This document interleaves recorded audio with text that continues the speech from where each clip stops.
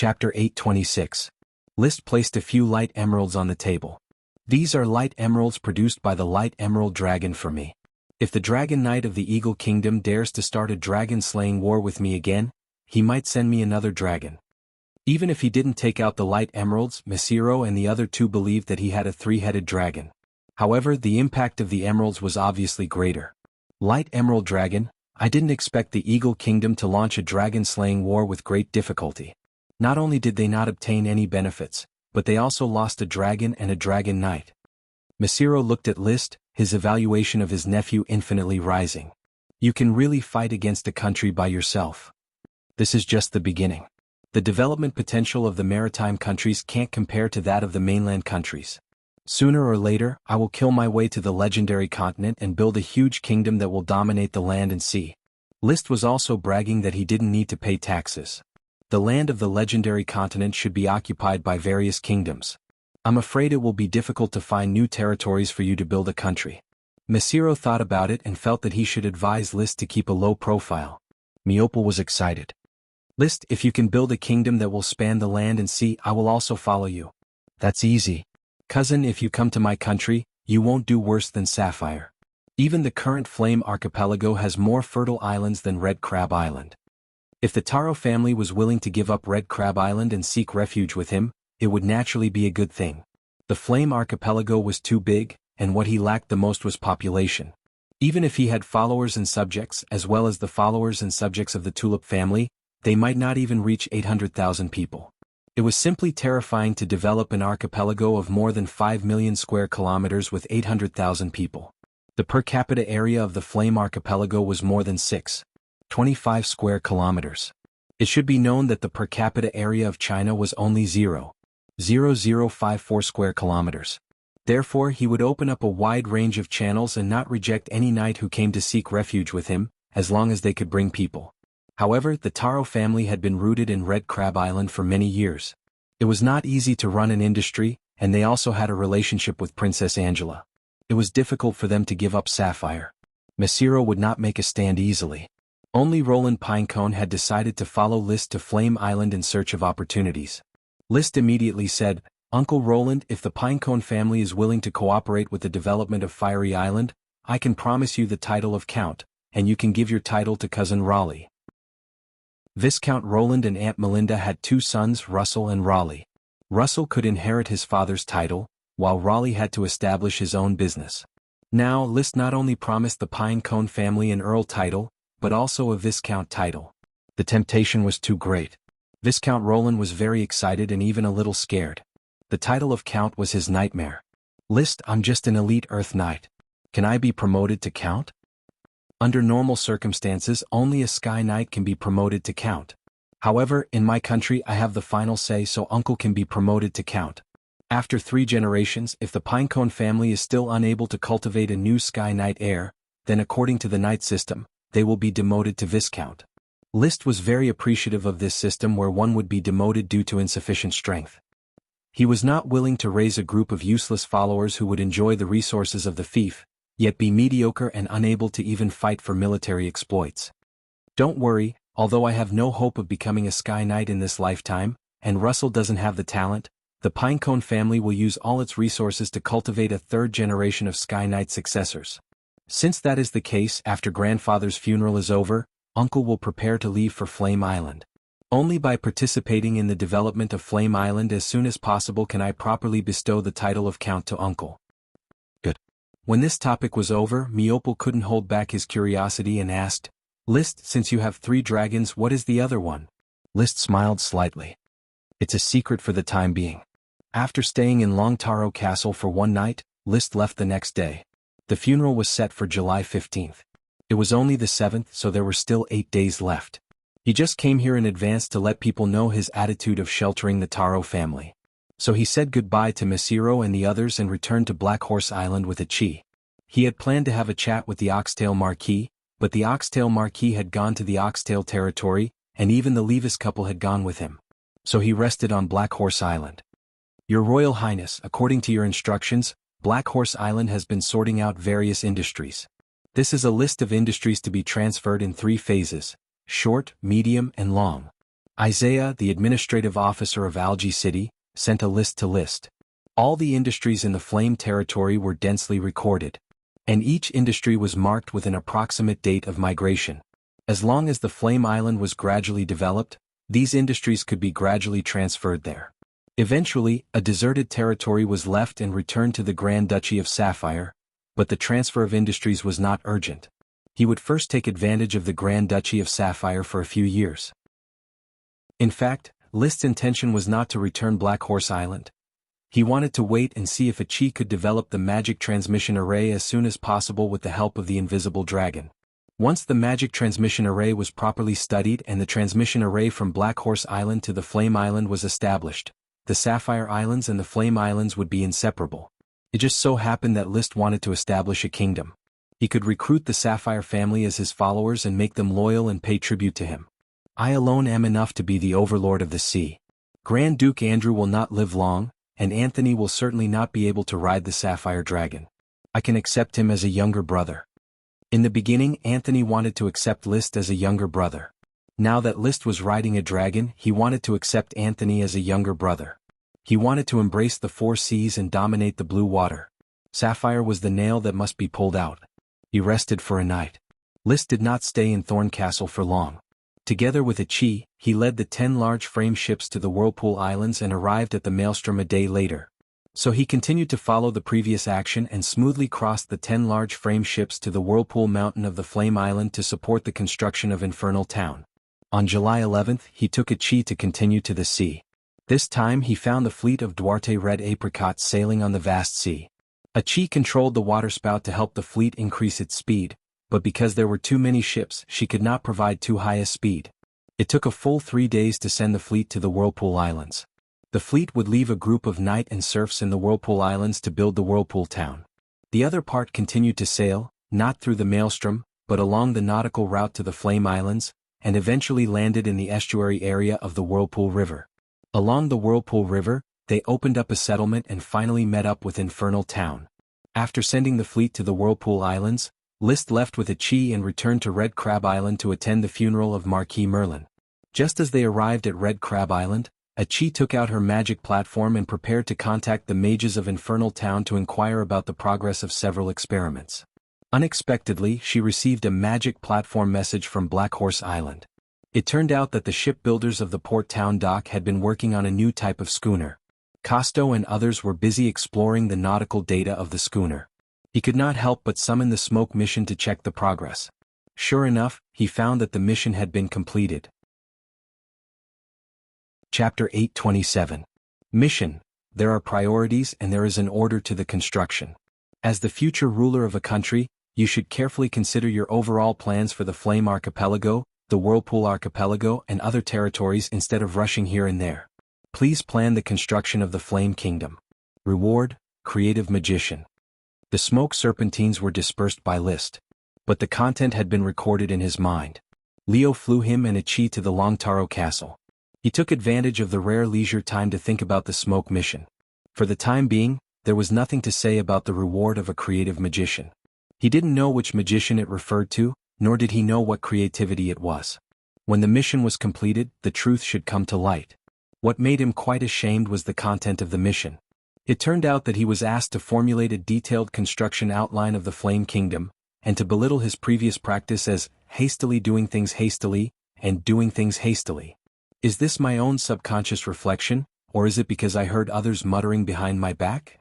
It was probably his own reflection because since he became the Dragon Knight, no one dared to refute anything he said. His followers all became yes-men and whatever he said was the truth. Even if some people felt that something was wrong, they did not dare to say it out loud. After all, the light of the Dragon Knight was too dazzling, and people did not dare to look directly at it. Although I have indeed become a little arrogant recently, there is no need to belittle my leadership abilities. I believe that the development of the Flame Archipelago is still relatively safe. Forget it, I am not someone who cannot be persuaded. I will let my followers discuss the general outline of the construction. One person is short, two people is long. Even if List had the vision of modern civilization, it was inevitable that there would be omissions. Although he was elated in his heart, he did not swell to the extent of losing his mind. He immediately let a Qi take out the magic platform and send a message to the officials of the territory. Let them discuss in private how to develop the Flame Islands, Whirlpool Islands and other islands, and then all the senior officials will hand in a construction outline. His plan was to use these outlines to make up for the shortcomings, and finally perfect his own construction outline to complete the layout of the smoke mission. Skipping this matter. In the evening, the Long Taro Castle came into view. At this time, in the square in front of the castle, a large number of carriages were parked, all of which came to offer condolences. List also saw the oxtail marquee mount, the huge black albatross, strolling leisurely on the hillside not far away. Seeing the ferocious fire dragon flying in the distance, the black albatross suddenly recalled those difficult times. It clamped its legs and lay on the ground, not daring to move. There was no other reason. List had once again indulged Leo to release more and more violent coercion. Ever since the eruption of the volcano on the Dodo Island, the temperature of Leo's dragon breath had suddenly risen, and his dragon's might had also greatly increased. He was no longer inferior to adult dragons such as the Sapphire Dragon and the Light Green Gem Dragon. After everyone felt the Fire Dragon's dragon might, List pretended to scold Leo for restraining his dragon might. Surrounded by a large number of nobles who came out of the Long Taro Castle, List stepped into the castle. He first arranged for a Qi who did not like to socialize, to the study on the 4th floor, and then returned to the living room on the 2nd floor where the great nobles gathered to receive compliments and flattery. Although List would leave the Grand Duchy of Sapphire sooner or later, everyone knew the importance of building a good relationship with the Dragon Knight. Your Highness List. Eldest Prince Anthony, holding a cup of green tea, found a corner to chat with List. In his heart, Anthony was already regarded as a future younger brother, so List's attitude was more gentle. How is the Grand Duke? Father is well. He also asked me to send you his greetings. Thank you for your greetings, Grand Duke. Father asked me to tell you that if the Flame Lord has any needs, don't hesitate to ask him. The Sapphire family will do its best to help you establish your country.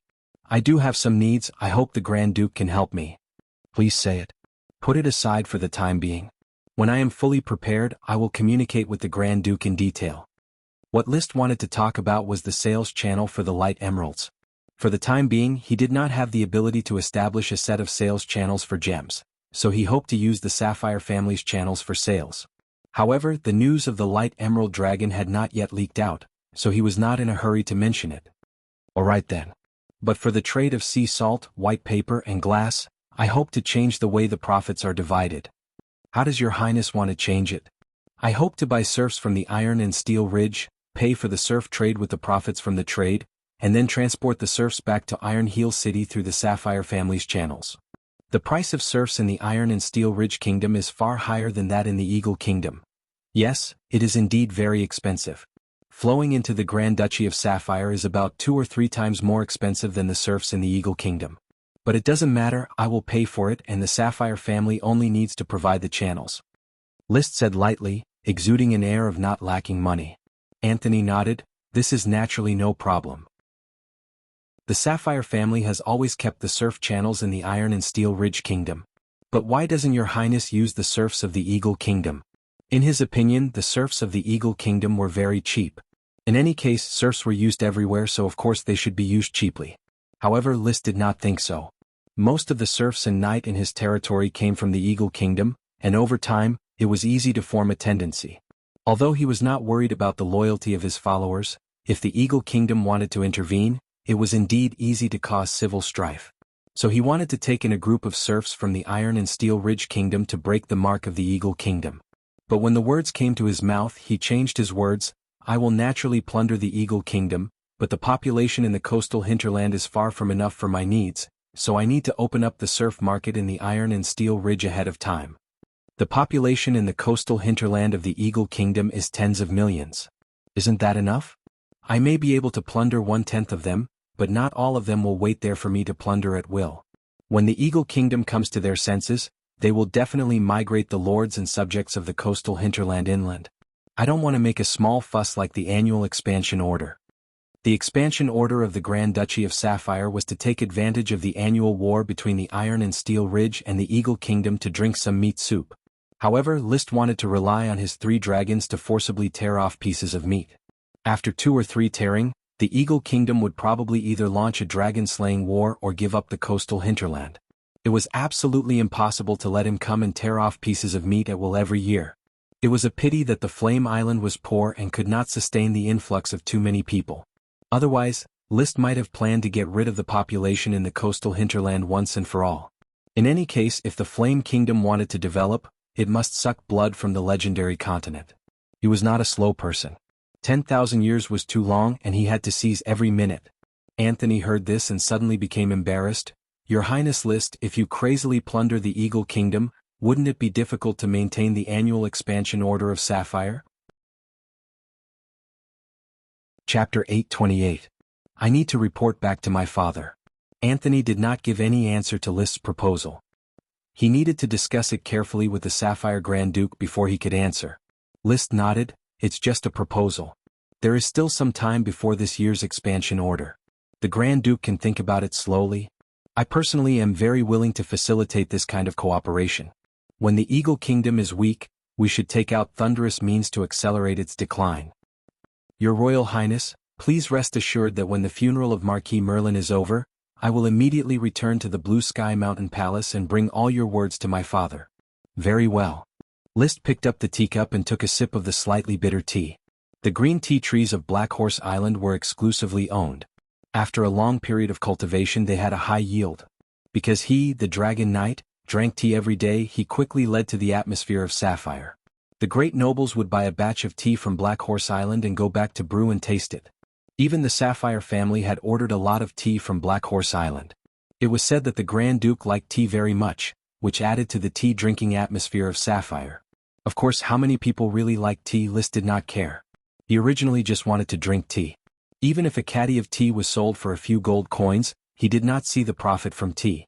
Sea salt, white paper and glass had always been the three pillars of trade in the Flame territory. There was no drinking at the dinner, just a simple meal. This was proposed by List. He thought that it was not appropriate to drink during the funeral of Marquis Merlin. In fact, Sapphire did not have a rule that alcohol was not allowed during the funeral, but List personally felt that the atmosphere of drinking was too high and not appropriate. The Dragon Knight had made a request, and the nobles were naturally embarrassed to mention it again. So after a quick dinner they went back to rest. List found an opportunity to talk to the Marquis Oxtail alone. Father, let's go to the study to talk. Well, I also have a lot of questions to ask you. Should I participate? Levis asked enthusiastically. He was keen to participate in family events.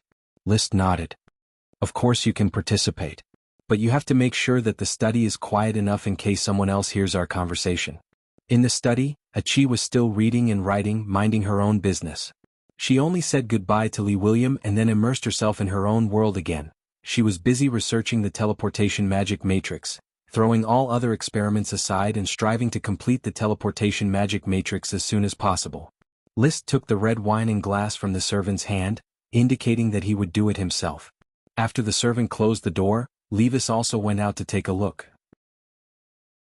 He instructed his squire not to let anyone disturb him, and then returned to his study. He took the glass of red wine from List and said, "There's no one outside. List, you can say what you want to say now." List sat on the chair and asked, "Father, have you heard about it from Uncle?" William nodded solemnly. "Mesiro told me about the three-headed dragon. I couldn't sleep last night because of this news. When he arrived at Long Taro Castle yesterday, Mesiro told him about it. At that time he only felt that Mesiro was making fun of him. It took him a long time to reluctantly accept the truth, but he was still skeptical. The same was true for Levis. I indeed have the three-headed dragon. This is the basis of my plan to directly establish a kingdom. The Flame Kingdom will be established on the sea. I believe that no other kingdom would dare to casually launch a dragon-slaying war against the Flame Kingdom. As for the location of the Flame Kingdom, I have already chosen the location, Flame Islands." Without waiting for William and Levis to respond, List took out a drawn map from his bosom. He spread it out and said, "This is the map of the Flame Islands. It is about 7,000 kilometers away from the Sapphire Islands. It is a bit far, but it is not a big obstacle. Father, please take a look. The largest island is the Flame Island. It will be the direct territory of my Flame family." Not having the time to express his shock at the three-headed dragon, William immediately looked at the map in the direction of List's finger. "How big is this island?" After surveying, it is about 3 million square kilometers. 3 million? Isn't it bigger than the Sapphire Islands combined? Yes. List smiled proudly. Being able to find the Flame Islands was indeed something to be proud of. The Flame Island is the territory of the Flame family. Therefore, the second largest island in the Flame Islands is Tulip Island. I have already named this island as a fief to the Tulip family. How big is it? Levis asked impatiently. About 450,000 square kilometers. It is half the size of the Iron Hoof Island. 450,000. Levis's eyes lit up. He instantly felt very excited about this island that was much smaller than the Flame Island. List, when do you plan to establish a kingdom and develop the Flame Islands? What do you think, father? List decided to ask for William's opinion first. Rubbing his chin, the ox-tailed Marquis forced himself to calm down. After examining the map seriously, he slowly said, "Developing the islands before establishing a kingdom is my idea. The Flame Islands are still an unknown environment. The resources on the islands have yet to be explored. It is hard to guarantee that it will be suitable for living." He paused for a moment before continuing, "Moreover, the Sapphire Islands are too far away from the Flame Islands. Without sufficient preparation, the resources spent on the journey might be wasted. Our family's industry is still very weak. If we rashly go to the Flame Islands to cultivate, we might lose more than we gain. Father, we have the same idea. However, we still need to develop the islands. We can first send a batch of knight there. I will recruit a knight from the Iron Hoof City. Father, you can also recruit a knight. You can recruit all the knight eliminated from the Sapphire Islands and send them to the Flame Islands to develop the lands. An Earth Knight could be promoted as long as they ate more meat. Most of the trainee knights could not be counted. However, there were very few knight who could truly make a name for themselves. Most knight would eventually have to put down their spears, sell their warhorses and go back to farming or doing odd jobs. All the knight could see the opportunity in List's sudden appearance. Those who were unwilling would definitely risk their lives for him. He would not force them. After explaining the dangers and benefits of developing the lands, the rest would depend on the knight's own will. Lee William nodded and said, "That's possible. The Iron Hoof Island lacks everything except for the knight. With the destruction of the Bull family, many knight were forced to dismount and farm." "That's right, father. Although I will focus on developing the deserted islands of the Flame Islands for the next few years, I am not in a hurry to establish a kingdom. However, the structure of the Flame Kingdom's court needs to be determined as soon as possible." "Father, what can you teach me?" List asked. The national system under the knight system was very different from the national system on Earth. Firstly, as a feudal system, the feudal lord was the greatest ruler of the fief. Other than paying taxes to the superior feudal lord, all other affairs were handled by the feudal lord himself. Even the real royal court was more responsible for managing the king's own fief and coordinating the feudal lords under him. Before List was enfeoffed as the Marquis of Oxtail, his position was that of a groom in the palace. This position looked like a servant's position, but in fact, the positions that the nobles held in the palace were basically similar honorary positions, such as the head of the catering department, the Minister of Internal Affairs, the wine master, the groom. As for the Minister of Finance, Minister of Military Affairs and the like, there were no similar positions. The main administrative positions of the king's territory would be held by small vassal nobles. Cities and towns would be managed by consultants, administrative officers and the like. The war would be handled by the orders of chivalry. Unless it was an elite knight that was specially trained, most knight could support themselves and did not need the worry of the feudal lord. The commander of the orders of chivalry would be chosen from among the great nobles and would be responsible for organizing the chaotic knight for the kingdom. Before retiring, Marquis Merlin served as the captain of the court fleet, which was equivalent to the commander of the orders of chivalry on land. The Marquis was the leader of each large-scale orders of chivalry. List participated in the first two orders of chivalry and the Battle of Iron Hoof Island. Although he and Lee William participated in the war in the name of the Coral Island Orders of Chivalry, they were still under the command of the commander of the large-scale orders of chivalry, who presided over the war. Chapter 829. He didn't get any useful suggestions from the Marquis of Oxtail. List's father's vision had been limited by the knight system. His three views were formed and stable, and he couldn't see anything that needed to be improved. It was still the usual system in the legendary continent. The king would manage the king's territory, and the nobles would manage the nobles' territories. They would fight together and divide the spoils together. Then they would return to their homes and find their own mothers. The king wasn't like the king. He was essentially just a leader.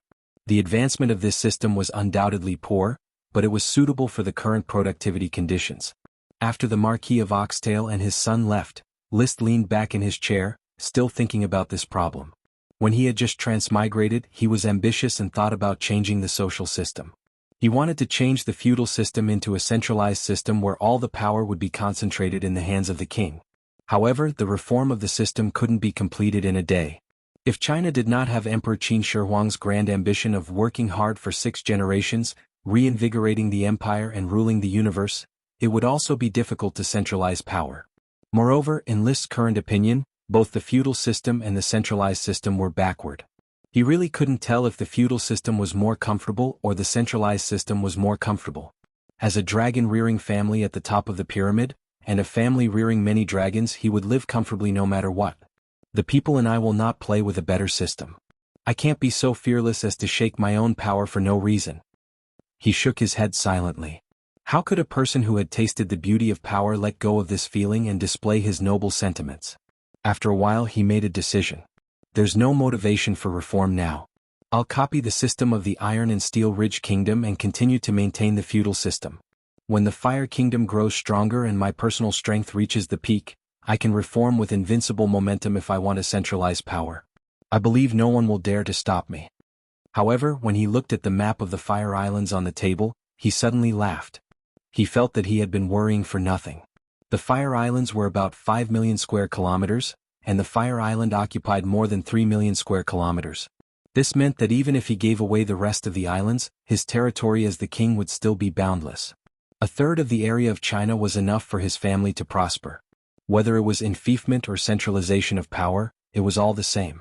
When the productivity of Blazing Island flourished under his development, even if Liszt did not take the initiative to reform the system, it would sprout on its own. Even if he continued to infect people, the nobles who had been infected might cry and beg to stay on Flame Island to become officials after seeing the richness of Flame Island. Furthermore, if one day he could contract a fairy dragon and become immortal, the next day, on the 15th of July, Marquis Merlin's funeral was held in a light drizzle.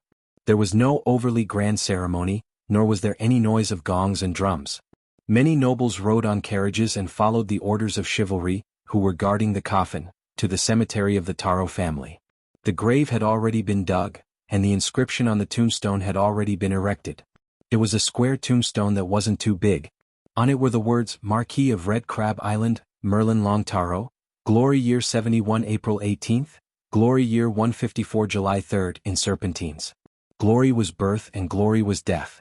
The inscription on the monument was very simple. There wasn't even the name of the person who erected the monument. But there was a line of small words below. To life, to death, give a cold glance, the night gallops past. This was the epitaph that Marquis Merlin had thought of a long time ago. Before he died in peace, he had already ordered people to engrave this tombstone and bury it above the cemetery where he was about to sleep. Liszt held a tulip flower in his hand and stood in front of the tombstone, letting the rain fall on the frac abier and wet his clothes. Thinking about Marquis Merlin's past, even though it had been more than 10 days since his death, his mood was still bleak. If there were no accidents, he would have waited until this day to turn into white bones and accompany the yellow earth. He once thought that he was not afraid of death, but at this moment he was more eager to contract a fairy dragon. Watching Marquis Merlin's coffin being buried in the earth, his desire grew stronger. He never wanted to be buried in the earth one day. The atmosphere of the entire cemetery was very quiet. All the nobles did not make a sound, but quietly meditated and prayed. When the cemetery's servants filled the earth and placed pots of flowers, an old aristocrat at the scene coughed softly. He was Marquis Merlin's distant cousin Memi Long Taro. Although his title was only that of an ordinary baron, he was old enough to be invited by Masilo to serve as the funeral master. The old aristocrat waited for everyone to pay attention to him before slowly saying, "The Marquis of Red Crab Island, the pillar of the Taro family, Merlin Long Taro, rests here. The funeral has been completed. Next, I would like to invite all the guests to make a circle around the cemetery in order to offer flowers and bid a final farewell to Merlin Long Taro." Flowers were a symbol of beauty. Many aristocrats used flowers as their surname. Offering flowers to the deceased was one of the few important parts of a funeral. As the Dragon Knight and Arch-Wizard with the highest status, Liszt and Achi stepped forward together and gently placed the tulip flower in front of the tombstone. The Masilo couple and the Miopal couple, who were standing at the side of the cemetery, slightly bowed to the two with sad expressions on their faces to express their gratitude. List and Achi also slightly bowed in return, then walked around the cemetery and left the cemetery under the guidance of the servants. Immediately after him, the noble guests offered flowers and then left the cemetery. In this simple manner, Marquis Merlin's funeral was completed. The rain was still pattering down. List refused the retainer knight's action of holding an umbrella for him. He directly took the umbrella and held it by himself.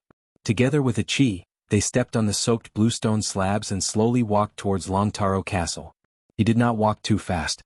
Behind him, Anthony and the other aristocrats could only follow slowly. No one rashly went up to disturb them, leaving ample space for List and Achi to chat. The Dragon Knight's handsome face had a trace of disappointment.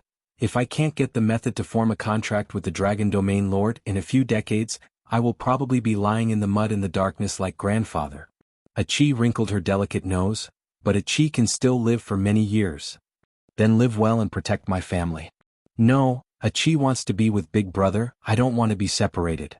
Life and death are decreed by fate, wealth and honor are determined by heaven. People always have moments of sorrow and joy, just like the moon in the sky, waxes and wanes, growing and multiplying endlessly. List said with a sigh. Although he was determined to form a contract with a fairy dragon, and even if he could not find one, no one could guarantee that the contract would be successful. However, no one could guarantee that the contract would succeed. So many kings had died, but none of them had succeeded. So far, there were rumors on the legendary continent that the Emperor of the Unsetting Light Empire had been in power for more than 200 years.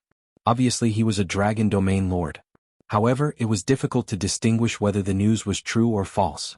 The Unsetting Light Empire was too far away from the Grand Duchy of Sapphire, and there was almost no intersection. Of course, as long as there was a trace of possibility, List would fight for it.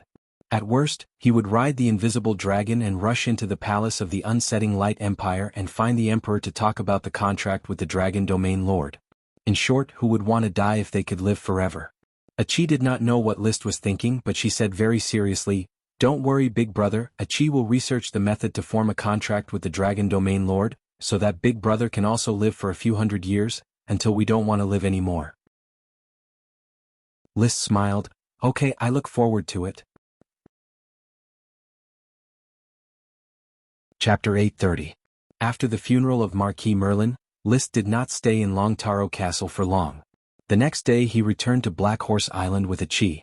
Compared with other aristocrats who need to sail slowly by boat, he sailed at the speed of sound in Achi's shell, crossing the Sapphire Archipelago like crossing the city's second ring road.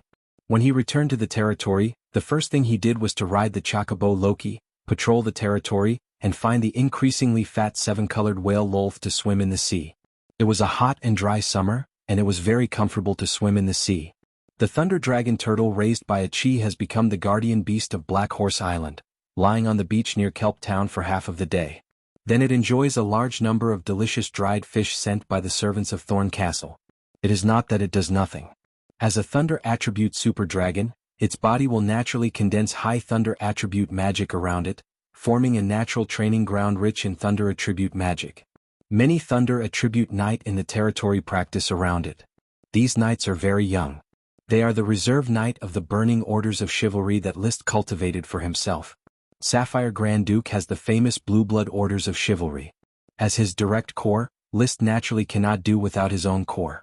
In the future, the burning orders of chivalry will continue to grow and expand, and will gradually develop into an aristocratic meritorious group like the Blue Blood Alliance. The huge foundation of the Flame family has been guarded for generations. The black-blooded horse herd is well raised. The black-blooded mixed horses can be used to arm the territory orders of chivalry.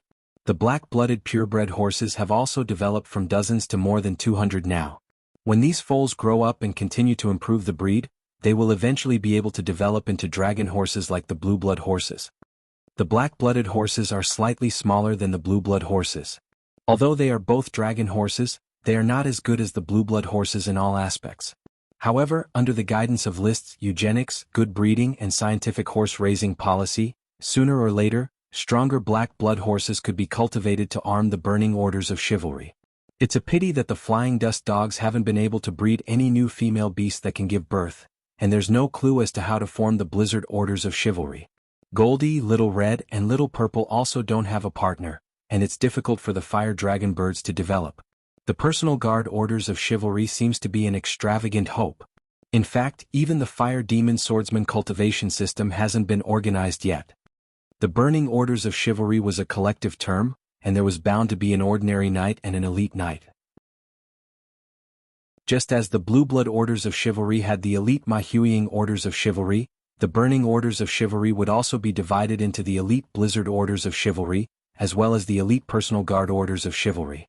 The blizzard orders of chivalry were designed to use the blizzard beast as a mount, and the personal guard orders of chivalry were designed to have the fire demon swordsman ride the fire dragon birds.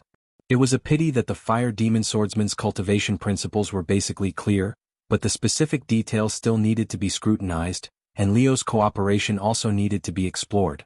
He felt that his brain power was not enough to perfect it, and Ichi didn't have time to worry about this experiment, so he put it aside. My foundation is still too shallow, and it's difficult to achieve it overnight. List looked at the thunder dragon turtle basking in the sun on the beach not far away, and sighed slightly in his heart. As the smoke mission said, his character was indeed full of the exaggeration of doing things quickly. But there were some things that couldn't be rushed. The blizzard beast can't reproduce, the fire dragon bird is difficult to form, and the thunder dragon turtle doesn't seem to have any hope of becoming a tool to pull the ship.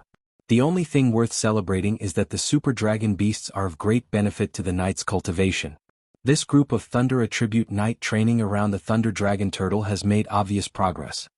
When Goldie, Little Red and Little Purple grew up, they could also provide a place for the fire attribute knight to train.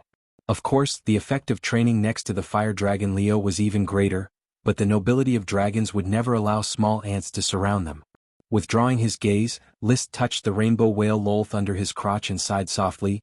Good mounts are really hard to find. The chocobo Loki and the rainbow whale Lolth probably don't have similar breeds, and there's no way to breed them. It's easier to find some super dragon beasts to train as followers. Thus, he remembered the clues about the super dragon beasts from Kenley Truth. The Earth attribute Golden Goat was raised by the Iron and Steel Ridge royal family, and it was obviously very difficult to obtain it. There was also a subdragon called the Eagle, which was raised by a duke's family in the Iron and Steel Ridge that had given birth to a dragon knight, but it had never been seen. The most likely to be obtained was the unicorn. High-level dragon Pegasus were distributed in the Pegasus forest, and it was said that some people had seen a unicorn among the Pegasus. The Pegasus is a high-level wind dragon beast. If the unicorn is similar to the thunder dragon turtle and the dragon turtle, then it should be a wind super dragon beast. According to the naming rules of the World of Warcraft Encyclopedia, it should be called Storm Pegasus, more in line with its identity. Whether it was a Storm Pegasus or a unicorn, List had decided that when he had time, he would go to the Pegasus forest with Ichi and search for it. The results of patrolling the territory were pretty good.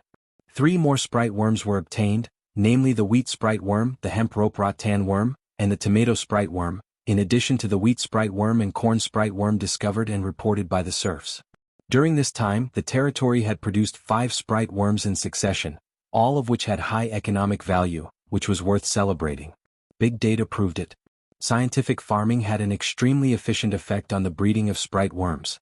Relying on this discovery as well as the long-term exploration of farming methods in the territory, it could be foreseen that in the future, the Kingdom of Fire would usher in a continuous outbreak of sprites and its national power would soar exponentially.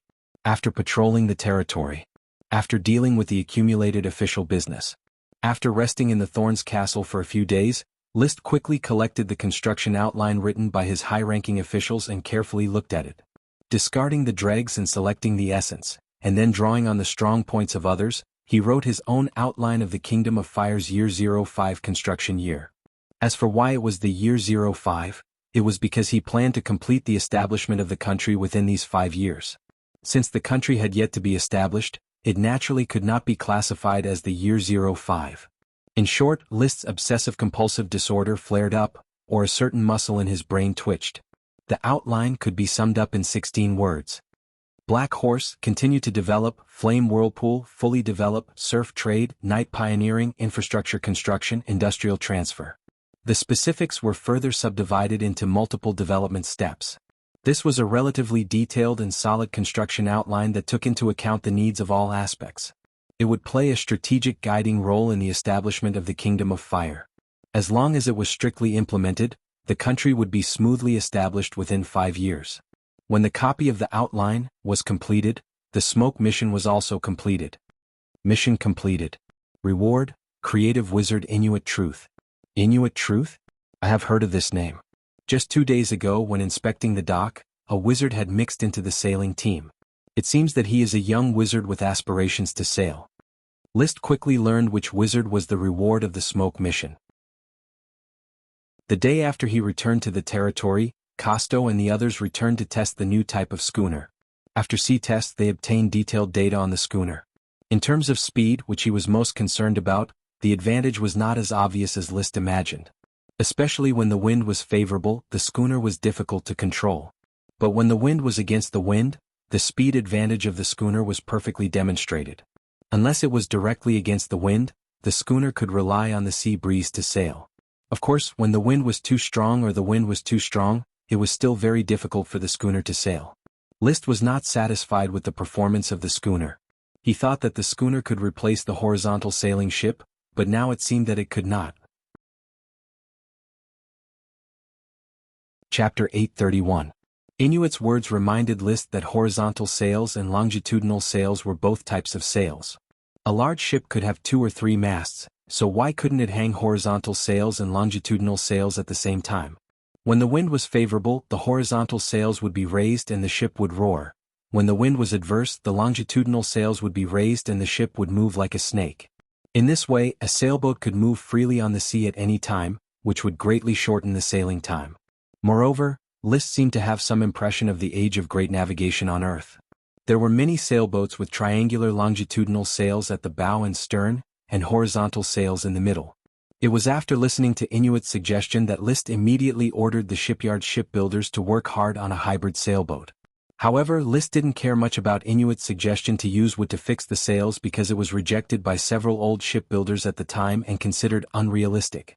Now it seems that I have to have a good talk with this creative magician. To be able to get the recognition of the smoke mission and involve the power of fate, this person should be a talented person. The power of fate represented by the smoke mission was very mysterious and mysterious. So far, List had not figured out the root cause. But it was undeniable that the people who could be selected by the smoke mission would always have something unusual and special. In plain words, these people were probably equivalent to the children of fate, surrounded by the protagonist aura. Of course, no matter how strong their aura was, it was not as strong as List's cheat. Emily was talented in chi, Lucy and Ruth were talented in magic, Paris was a light magic swordsman. Chi was a rare siren in the world and became a magic shooter with the body of a siren. Inuit's talent was still unclear. List needed to pay serious attention to it. Soon, Inuit Truth was led by a retainer knight. He was not a magician who followed the rules. The magic cloak seemed to have been modified by him into a set of tights. Your Royal Highness, you were looking for me? Inuit, do you like sailing? List motioned for the other party to sit down and then asked casually. Yes, Your Highness. I grew up by the sea and have yearned for the blue sea since I was young. Information about Inuit had already been presented to List. It was transferred directly from the Guild of Magic. Every mage would provide detailed identity information when they joined the guild. Finally, they would be issued an identity card similar to an ID card. Each Black Horse Island citizen had one. Inuit was a sapphire person, but he was a magician from the outer island. He followed his teacher to Black Horse Island. His teacher was just an ordinary mage who was currently studying nature magic with the great mage Lars Truth, which was the druid's farming and transformation. He did not like to study magic that was too theoretical. Instead, he was passionate about sailing. List knocked on the table and asked, "Do you have any other inspirations for improving the sailboat?" Inuit replied with slight excitement. Your Royal Highness, I have been studying sailboats for a long time, and I have a lot of designs that I want to show off. I've communicated with the shipbuilders at the shipyard before, but they are too inflexible. They don't let go of the rigid shipbuilding techniques and don't understand my design at all. Then tell me now. Yes, Your Royal Highness. Once he started talking, Inuit couldn't stop and told him all about his sailboat design. These designs ranged from sails, masts, suspension ropes to hull structure. Many of the contents were really whimsical, and even List found it a little difficult to understand. There were also some designs that, in List's opinion, were pure nonsense. For example, Inuit felt that the work of retracting the sails was very heavy. He simply designed the mast to be foldable so that when a storm came, the mast could be directly lowered to both sides. It could also be used as a hull support to keep the ship stable on the sea and never sink. Strictly speaking, this idea was very interesting. However, the mast itself was the most important part of a sailboat. It was necessary to select ironwood of the same quality as the keel as the mast, so that the mast would not break. Once the foldable mast encountered a storm, the mast itself would probably be the first to break. Moreover, the sails were very heavy. Once the mast was folded, it would definitely be more tiring to erect it than to raise the sails. Moreover, how to ensure the stability of the hull when the mast was raised and folded was also a huge problem. In short, it was unreliable. Most of Inuit's designs were similarly unreliable. However, from his creative design, Liszt found an interesting content. Inuit actually proposed to use a huge rotating wheel to drive the ship forward. This was simply the design of a ship. On Earth, the era of sailing boats was replaced by steam-powered ships and gradually reduced to a kind of sailing competition. Have you ever thought about how much strength would be needed to move a ship with a huge wheel that propels it forward? And how much strength would it take to turn such a wheel? Liszt asked with great interest. Inuit seemed that he already had a plan in mind. Your Royal Highness, although manpower can't push such a big wheel to rotate, but the power of magic can. We can use a magic array to drive the wheel to rotate. Use a magic array to drive? This was a very good solution, but Liszt was not satisfied.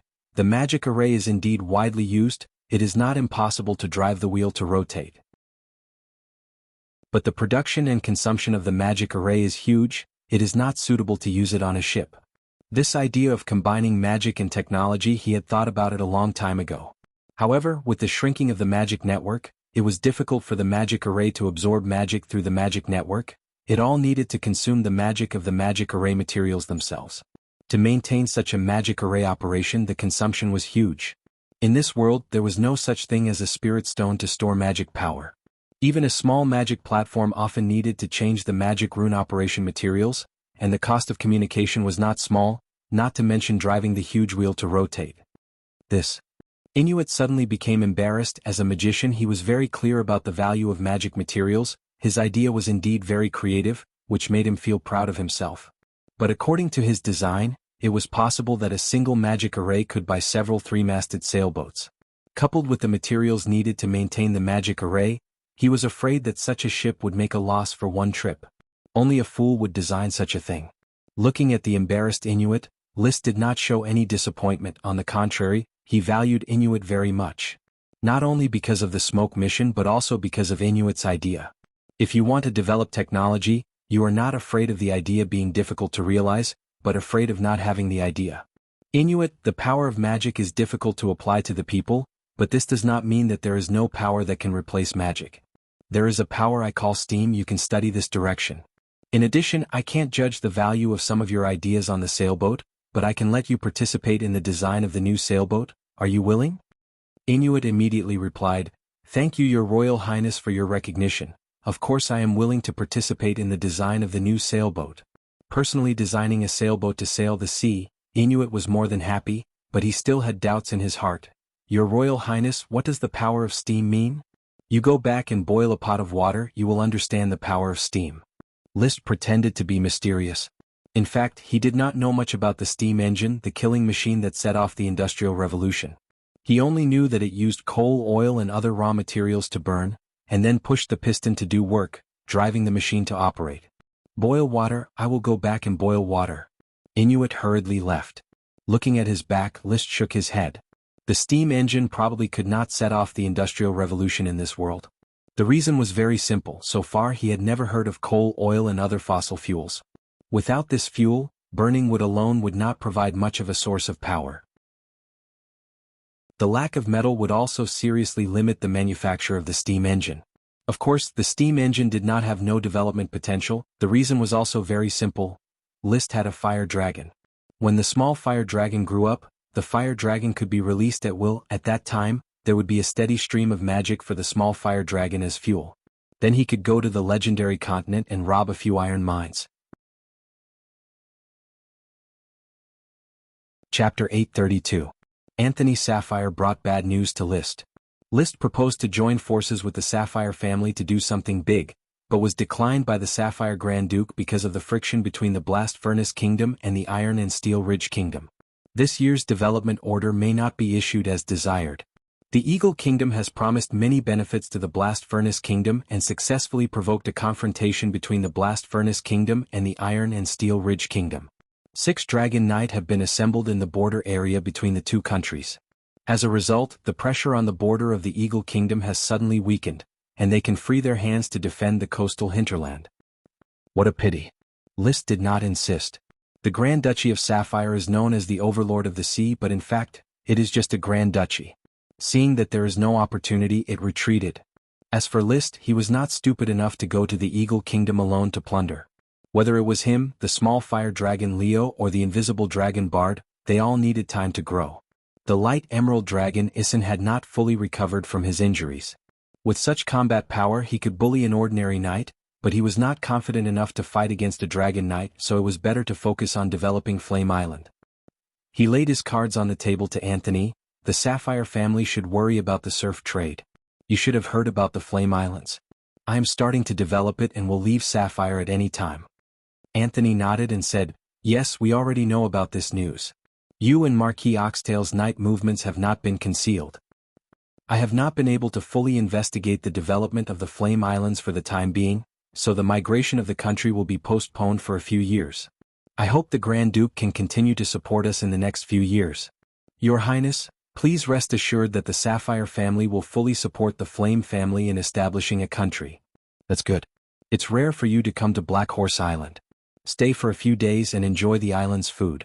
After Anthony left with a mouth full of grease, List and Achi also set off from Black Horse Island, sailing to the Whirlpool Islands with the third batch of frame ships. After the materials were transported to Fire Town, he called the invisible dragon Bard and studied the magic transmission array with Achi all day long. The reason he was so enthusiastic. It was because of the new smoke mission. The Great Maelstrom Magic Transmission Array has gradually become clear under the research of the Siren Achi and can be experimented on. This is a major scientific research project in the future. Why not help Achi with the invisible dragon to complete the first experiment? Reward, deep understanding of the weave. This mission meant that Achi's research had entered a new stage. The contents of the reward were fairly interesting, similar to the one from the Great Maelstrom. That time, the reward was a profound understanding of the teleportation formation. This time, it was a profound understanding of the weave. There was no doubt that this reward had attracted him. He had studied the weave countless times and asked Achi more than once. However, other than knowing that the weave was a special existence similar to a field and a net that enveloped the entire world, drifting between matter and magic, possessing high-energy magic and the ability to interfere with reality, he didn't know anything else. However, there was no doubt that the magic net was an important part of this world. If he wanted to surpass the Dragon Knight's cultivation system, he would definitely have to attack the magic net. Therefore this reward could not be missed. Achi, can we start the experiment? Are there any mistakes? At the entrance of the Maelstrom Mountain, List looked at Achi, who was constantly directing the knight and the sorcerers to set up the experiment equipment, and couldn't help but ask nervously.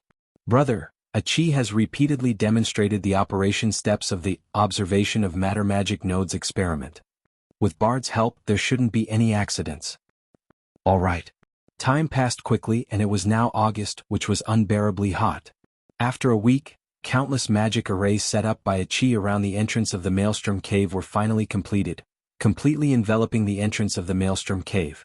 When all the knight and sorcerers had left the entrance of the Maelstrom Cave, only Achi, List, and the invisible dragon Bard were left there.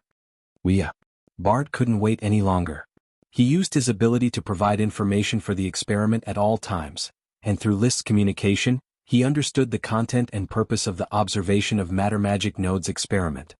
The purpose was to create an opportunity for him to observe the boundary of the material world. Only by observing the boundary of the material world could he tear the boundary, look for the left and open the magic transmission array. Brother, let's begin. Achi nodded. List tossed aside all of his chaotic emotions and leapt onto the Dragonfang platform on the back of the invisible dragon Bard. He quickly entered Dragon Rider Resonance and entered Dragon Rider mode. Achi, on the other hand, constantly activated the complex magic arrays at the entrance of the cave. These magic arrays gradually flickered with a complex magic light, and countless amounts of magic began to converge at the entrance of the cave. Suddenly, List felt his body begin to swell. To be precise, Bard's body began to swell. The magic of the magic arrays guided into his body, helping him to rapidly increase his strength in a short period of time. However, the magic was too heterogeneous and needed to be refined and condensed. Bard himself didn't have this ability.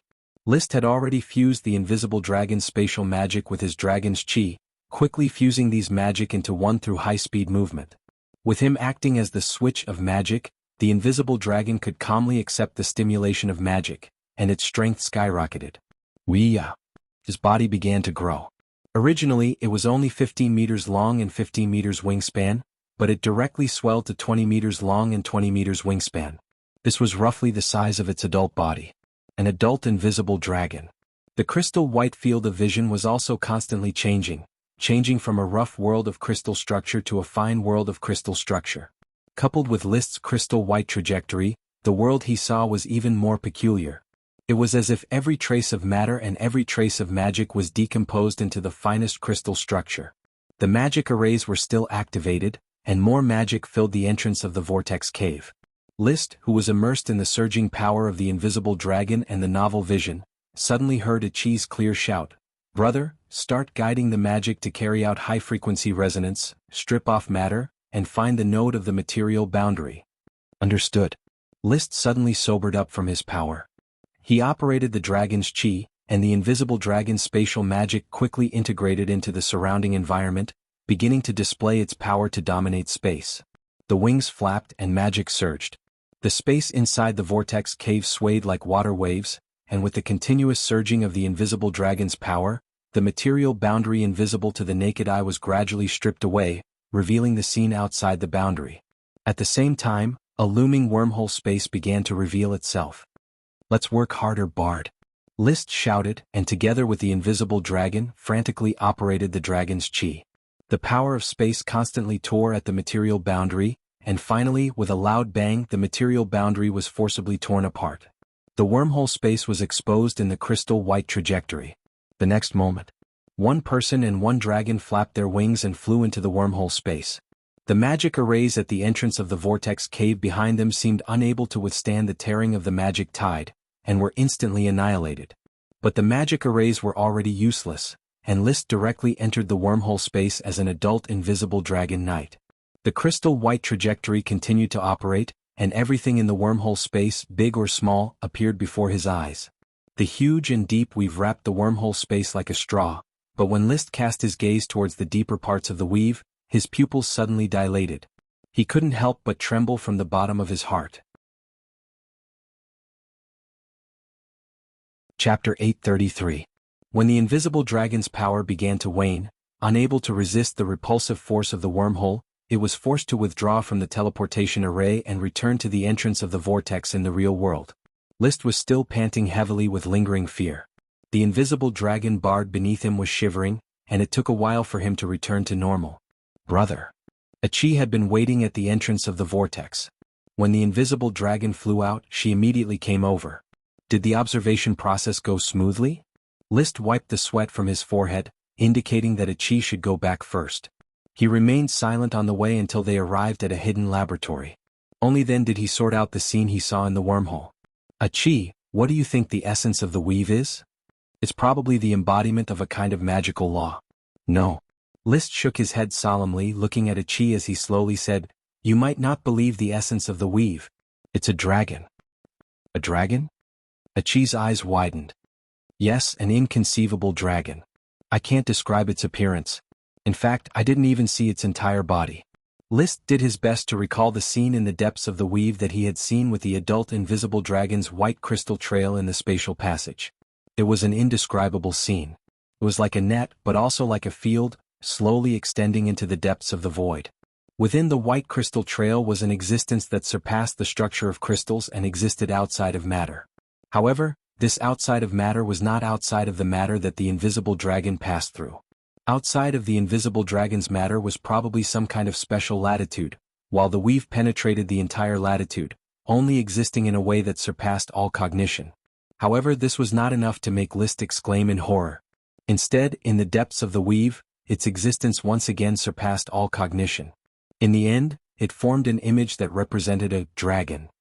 "Brother, what kind of dragon is it?" The usually calm Chi couldn't help but become anxious. "I can't find a concrete description, but it gives me the feeling that it's a dragon.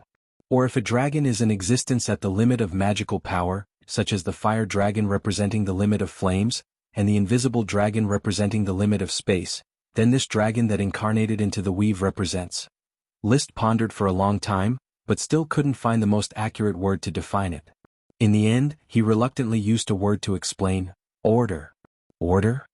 That's right, it's order, or perhaps it's the rules of how the world operates, or perhaps it's magic power, matter and soul.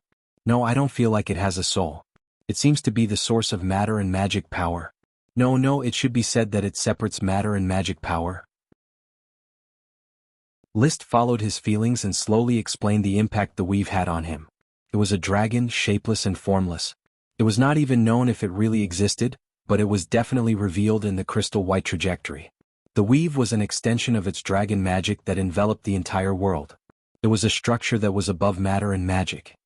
"Is this dragon still alive?" Chi asked quickly. "I don't know. I can only sense that it's a dragon, an abstract combination of matter and magic power. I can't sense its life aura or soul wave." Liszt shook his head. It was difficult to accurately describe the weave. "But it's hard to say that it's dead. It's as if life or soul doesn't exist in it." He paused. Liszt added, "Just like humans don't have tails, the dragon that incarnated into the weave doesn't have life or soul attributes. It's just a collection of some kind of order and rules." At that moment he discussed with Chi for a long time about the dragon incarnated into the weave. However, apart from temporarily naming the dragon as the weave dragon, or simply the mystic dragon, they didn't discuss more about the mystic dragon. So the topic quickly shifted to the experiment itself. Using the invisible dragon to observe the nodes between matter and magic power, there was a lot to talk about. Throughout the night, Liszt elaborated on what he observed in the experiment. The discussion only ended when the sun rose in the east. Chi couldn't wait to take the notebook full of serpentines and return to Firewood Town's mage tower to organize the mages for the next step of research. Liszt also leisurely left the secret laboratory and returned to his temporary residence in Firewood Town to rest. Before going to bed, he summoned the smoke mission. Mission completed. Reward: a profound understanding of the weave. Mission: the Whirlpool River residential area is the first stage of the development of the Flame Islands. Durut Red Apricot is leading a team to the north to establish a settlement. However, there are many prying eyes hidden in the forest. Why not investigate in depth? Reward: a large number of creatures of unknown races. So, the Weave Dragon mission is broken just like that? Looking at the new mission, he was a little unwilling. He was in a stage of intense curiosity about the indescribable Weave Dragon. He originally thought that the smoke mission would do something about the mystic dragon, but he didn't expect that it would just be superficial. As soon as he saw the spots on the mystic dragon's body, he immediately changed his gaze. He wasn't interested in the content of the new mission and the reward of the creatures of unknown races. His thoughts were still on the mystic dragon. What did the mystic dragon represent? What was its relationship with this world? What was the relationship between the gemstone dragon, the metal dragon, and the holy dragon? Since the weave was formed by the mystic dragon, what was the relationship between the Moon Empire and the mystic dragon? What was the relationship between the mages and the mystic dragon? Apart from him, was there anyone else who had seen the mystic dragon, studied it, or even communicated with it? He even held on to his pounding heart and fantasized, the smoke mission noticed the mystic dragon. Will it start issuing chain missions related to the mystic dragon so that I can ride it one day? This thought was a little too bold. He still didn't know what the mystic dragon was. This world is stranger than I imagined. He tossed and turned on his bed until the sun was high up in the sky. Only then did he fall into a light sleep. In the midst of his drowsiness, he had a dream. He dreamt that he had become a transparent person and was walking in a transparent river. He was muddle-headed and drifted with the flow. His surroundings were pitch black, but there were countless transparent people like him walking around. At this moment, a grotesquely shaped dragon claw tore through the darkness and tore towards the transparent river he was in. The darkness was forced back bit by the dragon claw, as if it wanted to grab him. He was anxious, but there was nothing he could do. However, at this moment, the transparent river was filled with mist, enveloping all the transparent people. But the indescribable dragon claw still tore through the darkness. then the mist and directly crushed him. However, when the dragon claw quickly retreated from the mist and the darkness, a wave suddenly rolled up on the transparent river. He who had been crushed was now walking on the transparent river. Muddle-headed, he advanced forward into an unknown direction. He did not rest or retreat. Just like that, he entered the unknown darkness. Phew! When he woke up from the dream, it was already sunset. List couldn't remember what he had dreamed of, but he didn't really care. He vaguely dreamed of a river and a dragon claw. Perhaps the dragon claw was the mystic dragon's claw that he was thinking about. Chapter 834. Fire Town was bustling with activity. 3 times a day, 30 large frame ships transported supplies, serfs, knights and craftsmen. Nearly 8,000 people had gathered in Starfire Plain, which was already comparable to the population of some small cities. When List had just infected Flower Town, the town's population was only a little over 1,000. Vernal Inc. stepped towards a newly opened tavern in Fire Town. Sir Viscount. Viscount Vernal. In the tavern, many knight without leather armor greeted him in half-baked serpentines. He responded in the same half-baked serpentines. The official language of Fire Town was serpentines. The Great Dragon Knight Lord stipulated that the knight class must use serpentines as their daily language of communication. As for ordinary civilians, there was no requirement. They could speak serpentines or wind language. Vernal knew very well that the Lord was de-eagling, diluting the Eagle Kingdom label on the knight. However, he thought that this was superfluous because the knight had no loyalty to the Eagle Kingdom. They were only loyal to their lord. The lords of these knight had surrendered to the Great Dragon Knight List Flame Highness. A small number of lords paid the ransom and returned to their country, but they forgot their followers. Naturally, they could not get the loyalty of the knight. Therefore, most of the knight here yearned for the future kingdom of fire. To be able to obtain the status of a founding hero was certainly better than being mediocre before. Moreover, the glory of following the Great Dragon Knight was far greater than following an ordinary lord. Everyone knew that His Highness List was not only a dragon knight, but also had an archmage assisting him. The strength of the Kingdom of Fire was far greater than that of the Grand Duchy of Sapphire and was destined to dominate the Blue Sea. It was for this reason that Vernal eventually pledged his loyalty to List. After learning simple serpentines on Black Horse Island, he came to Fire Town. As a Sky Knight, he led several night squads. Their main task was to hunt down the nearby World of Warcraft and ensure the safety of the serfs who cut down trees, occupied land and opened up wastelands. A glass of pure black beer. Vernal placed a few silver coins on the table. The tavern owner behind the bar immediately poured a large glass of black beer from the barrel and handed it to Vernal. Lord Viscount, please enjoy. Gulp, gulp. Vernal took a big gulp and felt the cold black beer enter his stomach. The tiredness of working in the forest all dissipated along with the beer. Awesome. Licking his lips, he added, "It's just too expensive." The tavern owner chuckled. This black beer is one of the few luxury goods in Inferno Town. Relying on the Great Lord and His Highness to transport it here, the cost is naturally very high. Also, we had to hire a few sorcerers to make crushed ice to cool it, which was another huge cost. Inferno Town was still not self-sufficient. All supplies depended on the supply of Black Horse Island. There was not much space on the frame ship for liquor, so each glass of beer was sold at a sky-high price. However, among the craftsmen who went to Inferno Town, there were winemakers who were already collecting wild fruits in the forest to make wine. After a while, the fruit wine would be available. Go away, don't talk to me about this. You are a black-hearted boss. Vernal did not want to listen to this.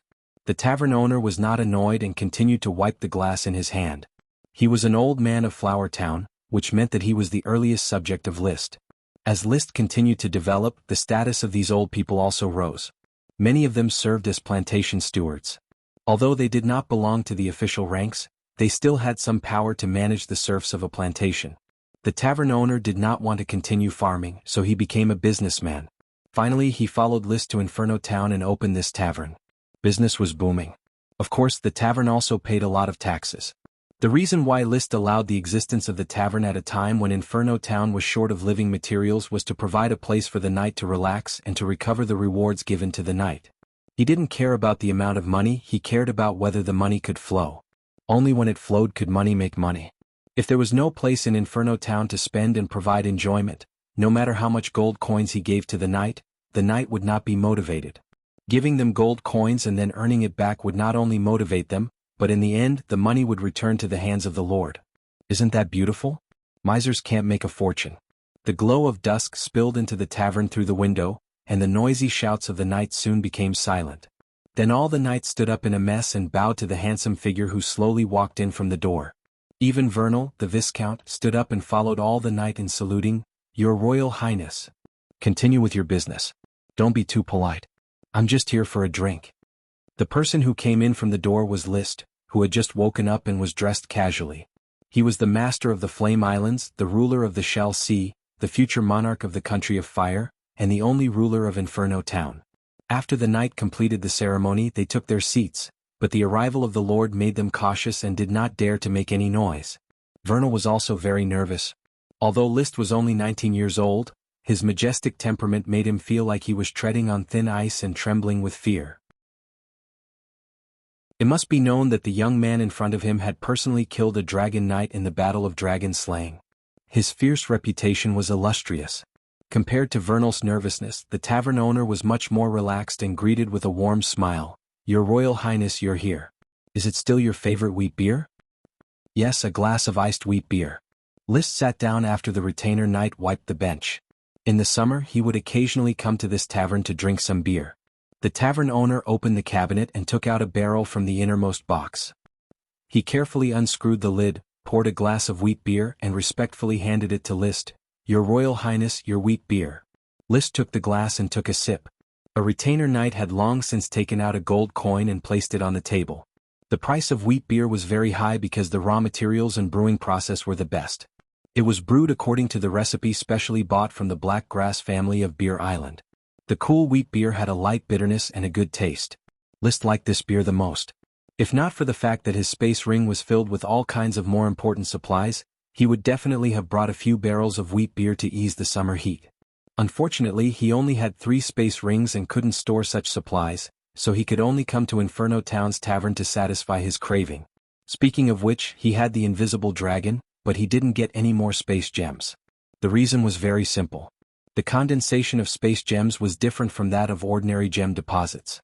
It was directly condensed by the invisible dragon by consuming space magic. Perhaps this was the reason why it was a holy dragon and not a gem dragon.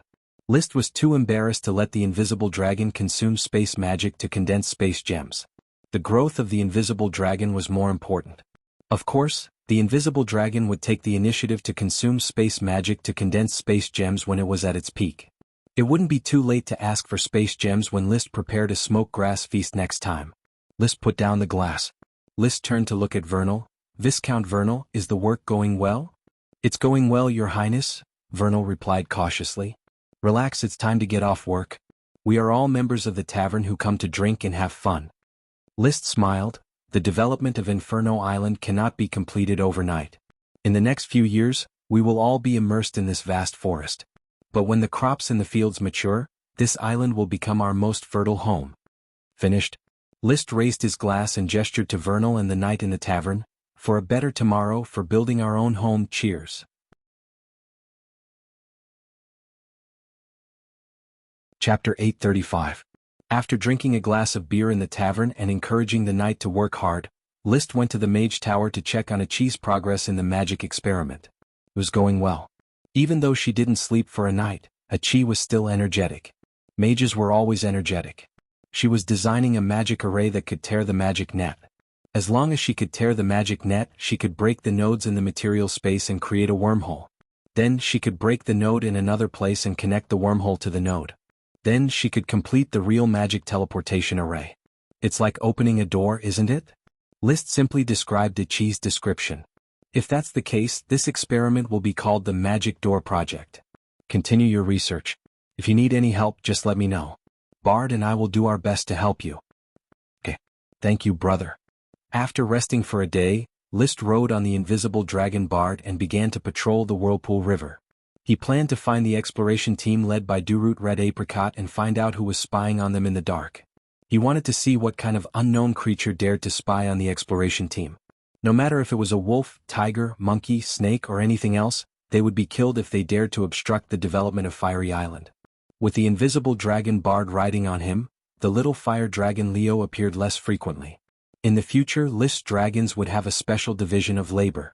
The light emerald dragon Ethan would stay in the dragon nest to produce ores, the fire dragon Leo would be responsible for fighting, and the invisible dragon Bard would be responsible for searching. The crystal trail's ability to detect magic power was better than any other method. Its ability to move around the boundary was even more powerful. Therefore, when List and the dragon found the exploration team along the Whirlpool River, the knight, including Durut, did not find any trace of List. List did not expose himself either. He continued to circle in the sky and rode Bard above the forest from time to time to carefully detect the feedback of magic power. However, he did not find any signs of magic power gathering even after patrolling a large area of the forest around the exploration team. In other words, the spying probably did not belong to World of Warcraft. So, what are these unknown creatures? After dispersing the crystal trail and restoring his naked eyes, List patrolled again. Since there were creatures of unknown races spying on the pioneering team, they couldn't be far away. After searching for an entire hour, List finally found out what was spying on them in the dark. They were hiding in the dense forest and were as agile as monkeys. They could climb up the trees and step on the branches to observe the pioneering team from above. If List hadn't been alarmed by the movement above the canopy, he wouldn't have noticed it. But once they were discovered, these creatures without mana were not worth mentioning. It's actually a human, wearing beast skin and holding a bow and arrow.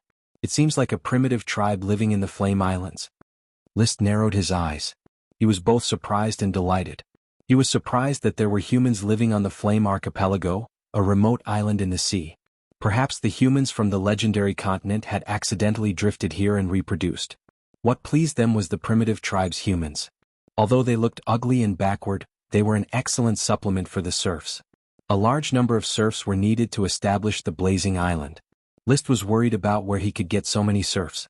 He didn't expect that someone would send him a pillow when he was feeling sleepy. There were actually primitive tribes on the blazing island.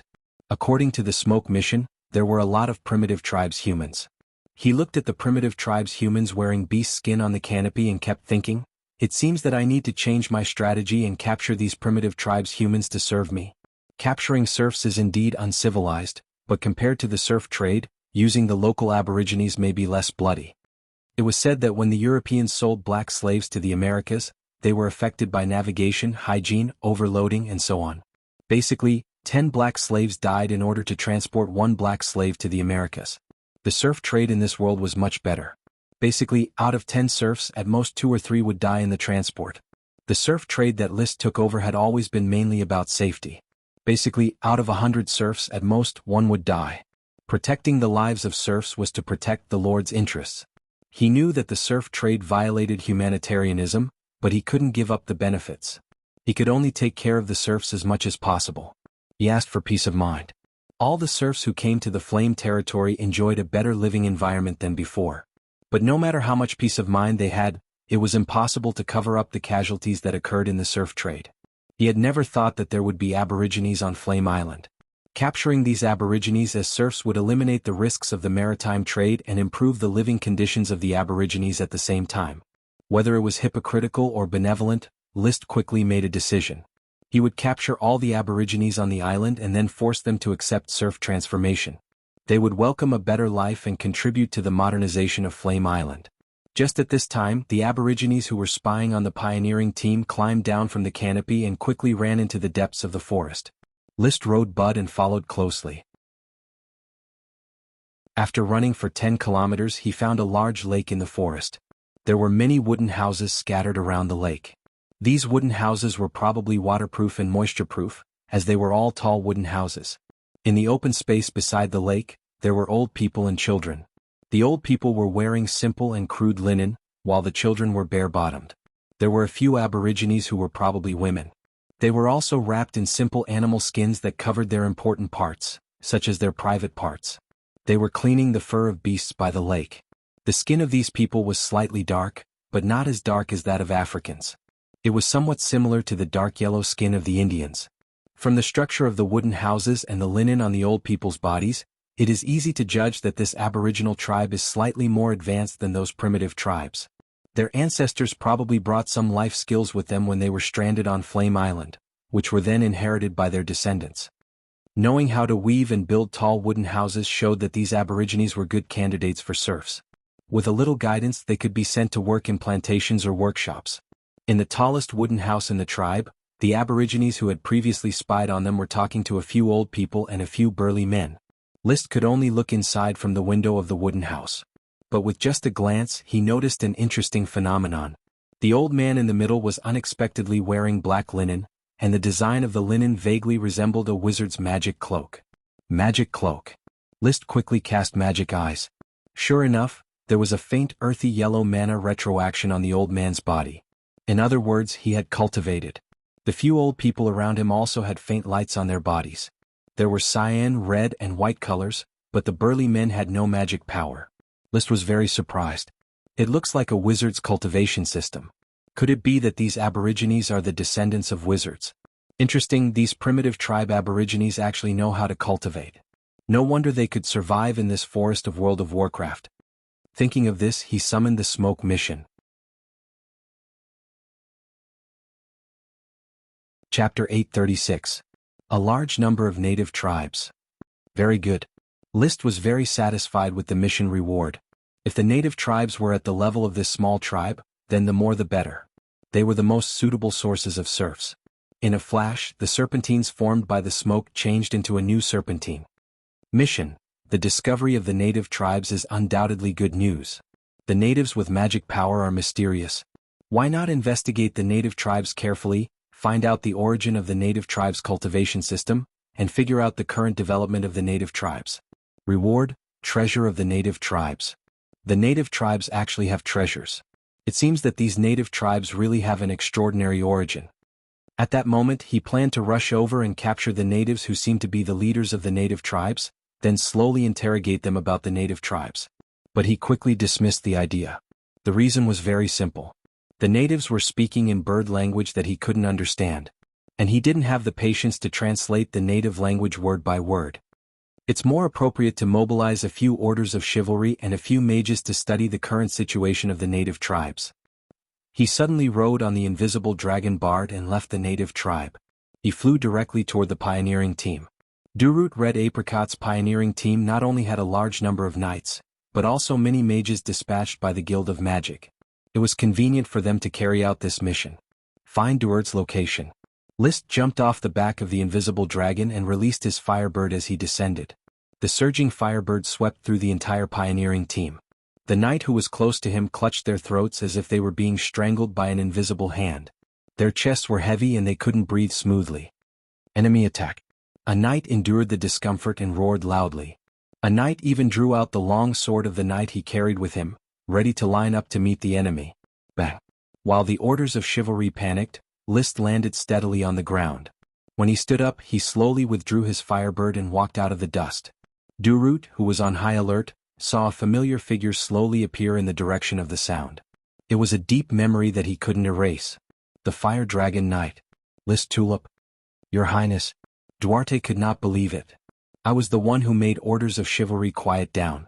List always liked this kind of sudden and flashy appearance, no matter how big of a commotion he caused. Since he was a dragon knight, he had to maintain the dignity of a dragon knight at all times. Duarte heaved a sigh of relief when he saw List's appearance. He immediately asked the knight beside him to calm the commotion. Then he got off his horse and bowed. I didn't know your highness was coming. I couldn't welcome you. I just came over to greet you. List gestured for Duterte to follow him to the tent. After entering the tent, he first asked the pioneering team about what happened during their voyage. It was nothing major. Even if there was a storm, the fleet could still safely pass through the storm and reach the mouth of the Whirlpool River because of the wind-calming Divine Pearl and the water-calming Divine Pearl provided by the territory. However, after arriving at the dense forest of the Whirlpool River, there were more problems. First of all, some serfs were not acclimatized to the climate, which made them sick and even die. Then there were more mosquitoes in the forest, which killed many serfs after being bitten by mosquitoes. Finally, the hot weather caused many serfs to suffer from heat stroke. The fleet brought a total of 2,000 serfs. After going back and forth, more than 500 serfs died. As for the knight with chi was very adaptable.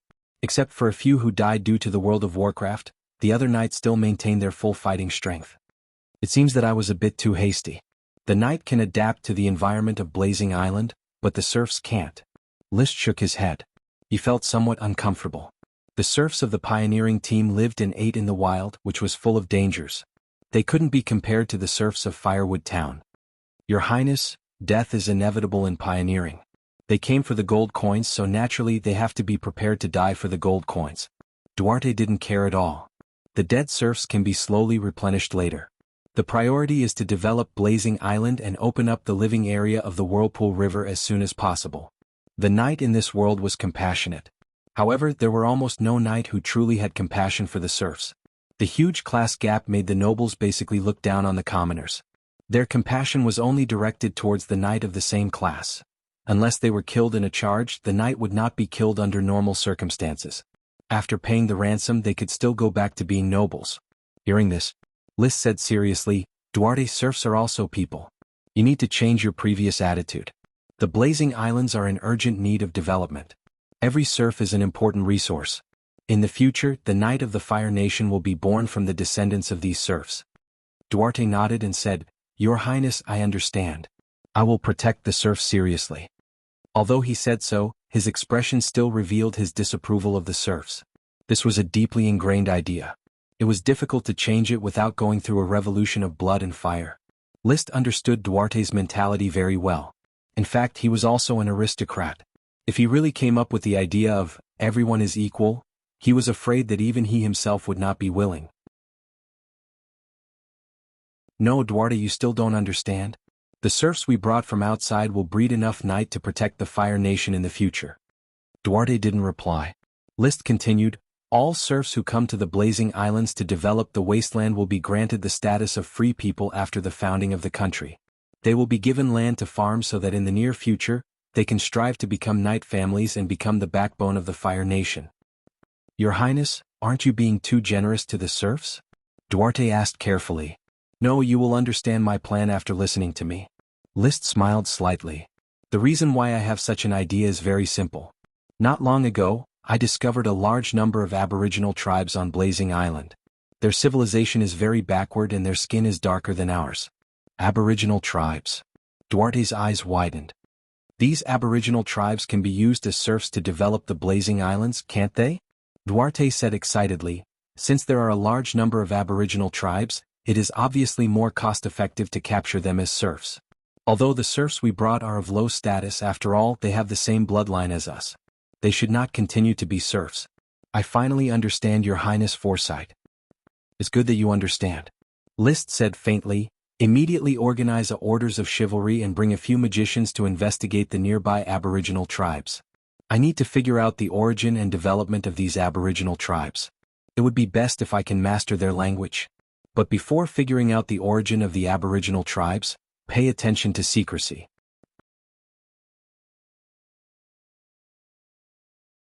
Chapter 837. Orders of Chivalry's method of investigating the native tribe was much more brutal than List had imagined.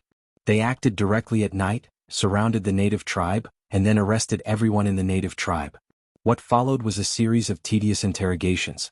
If they could not speak the native language, they would use sign language to communicate. After tirelessly trying, they finally began to understand the general situation of the native tribe. This was a small tribe of 186 people. Most of the natives did not have the talent for cultivation, so they fought and hunted like savages. The natives who had the talent for cultivation were protected by the tribe and sent to larger tribes to learn magic. The few old men who looked like tribal priests were all mages who had returned after learning. Your Highness, these native tribes should be the inheritance left behind by ancient mages. Their spellcasting methods are very ancient and are very different from the current spellcasting methods. A mage explained to List, their methods of using magic runes are also very ancient. Times were developing and magic was constantly improving.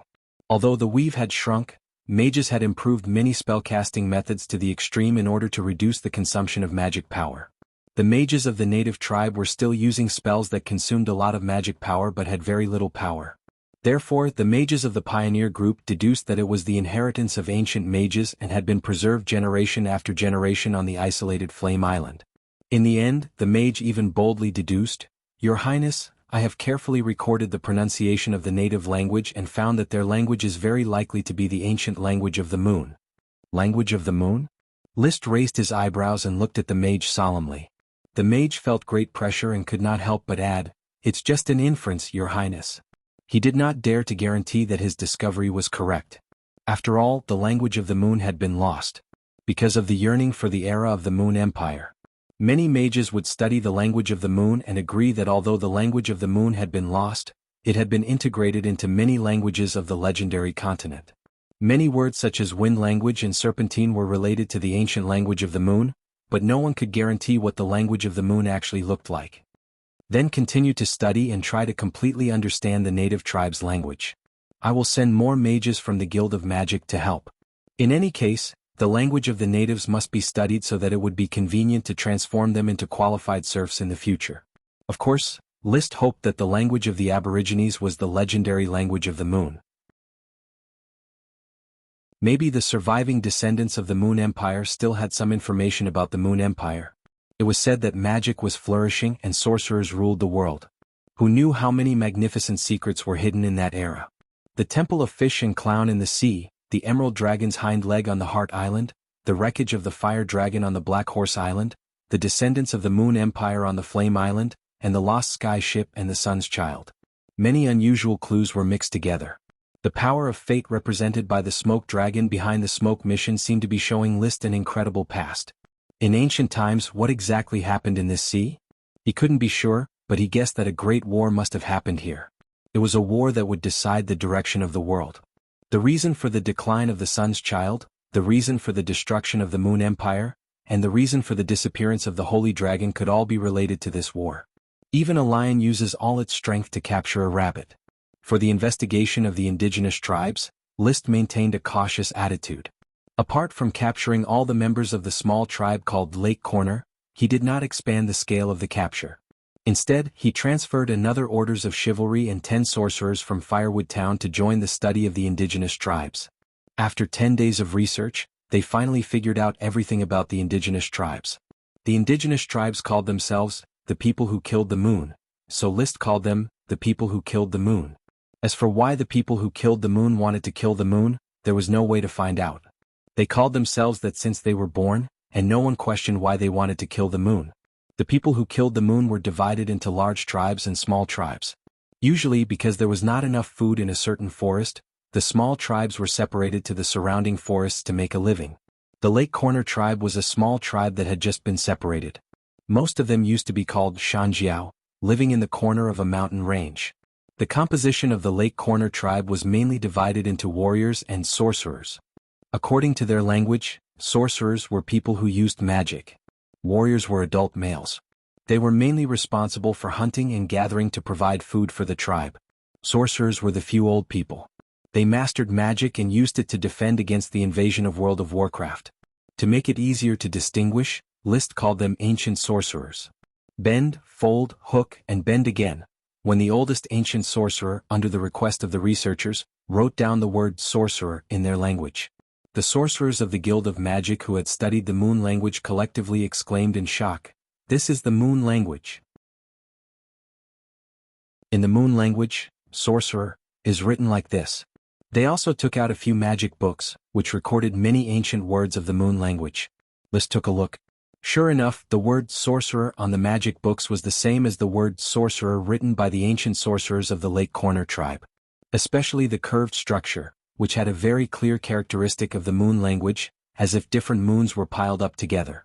The moon language was a complicated hieroglyph. It used the different numbers and shapes of the moons to express the changes of things.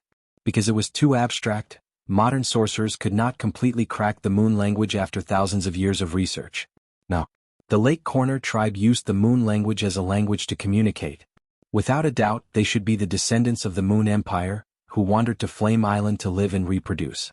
It was a pity that the prosperous magic civilization of the Moon Empire was not inherited.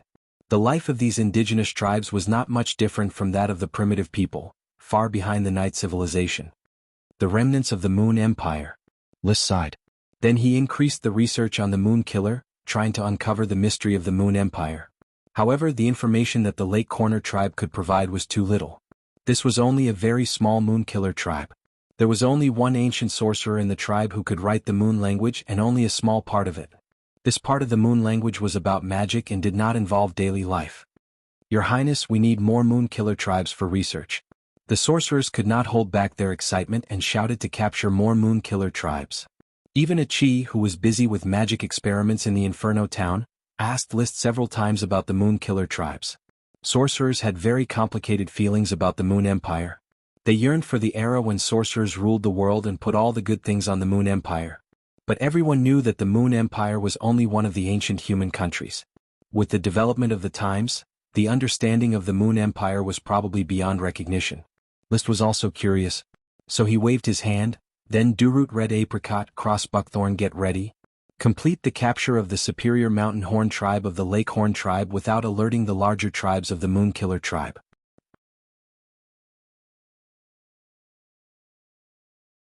Chapter 838. This chapter is the Battle Song of Raging Fire. Compared to the small Lake Horn tribe with 186 people, the Mountain Horn tribe was a big tribe with more than 1,000 people. There were more than 80 ancient sorcerers in the tribe. However, according to the ancient sorcerers of the Lake Horn tribe, the listener of the Mountain Horn tribe, which was equivalent to the great elder of the tribe, was at most an archmage. As for the strength of the listener of the bigger tribe, the ancient sorcerers of the Lake Horn tribe didn't know. The Moon Killer people didn't know the level of the ancient sorcerers. Most of them got the position of listener through hard work. It just so happened that the older the caster, the more powerful they were. Therefore, the listener was usually the most powerful one in the tribe.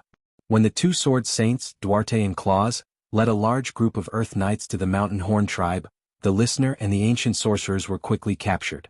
After the Knights' warrior energy connected to form a forbidden area, the magic of the ancient sorcerers became ineffective.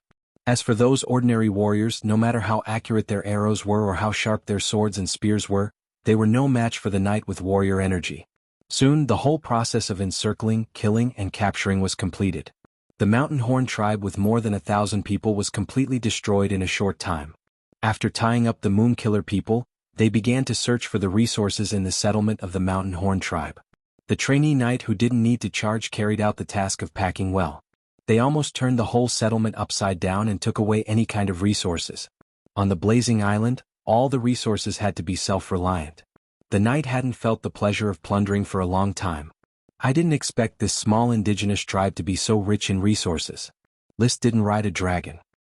He rode a warhorse and followed the orders of chivalry. Your Highness, it's summer now.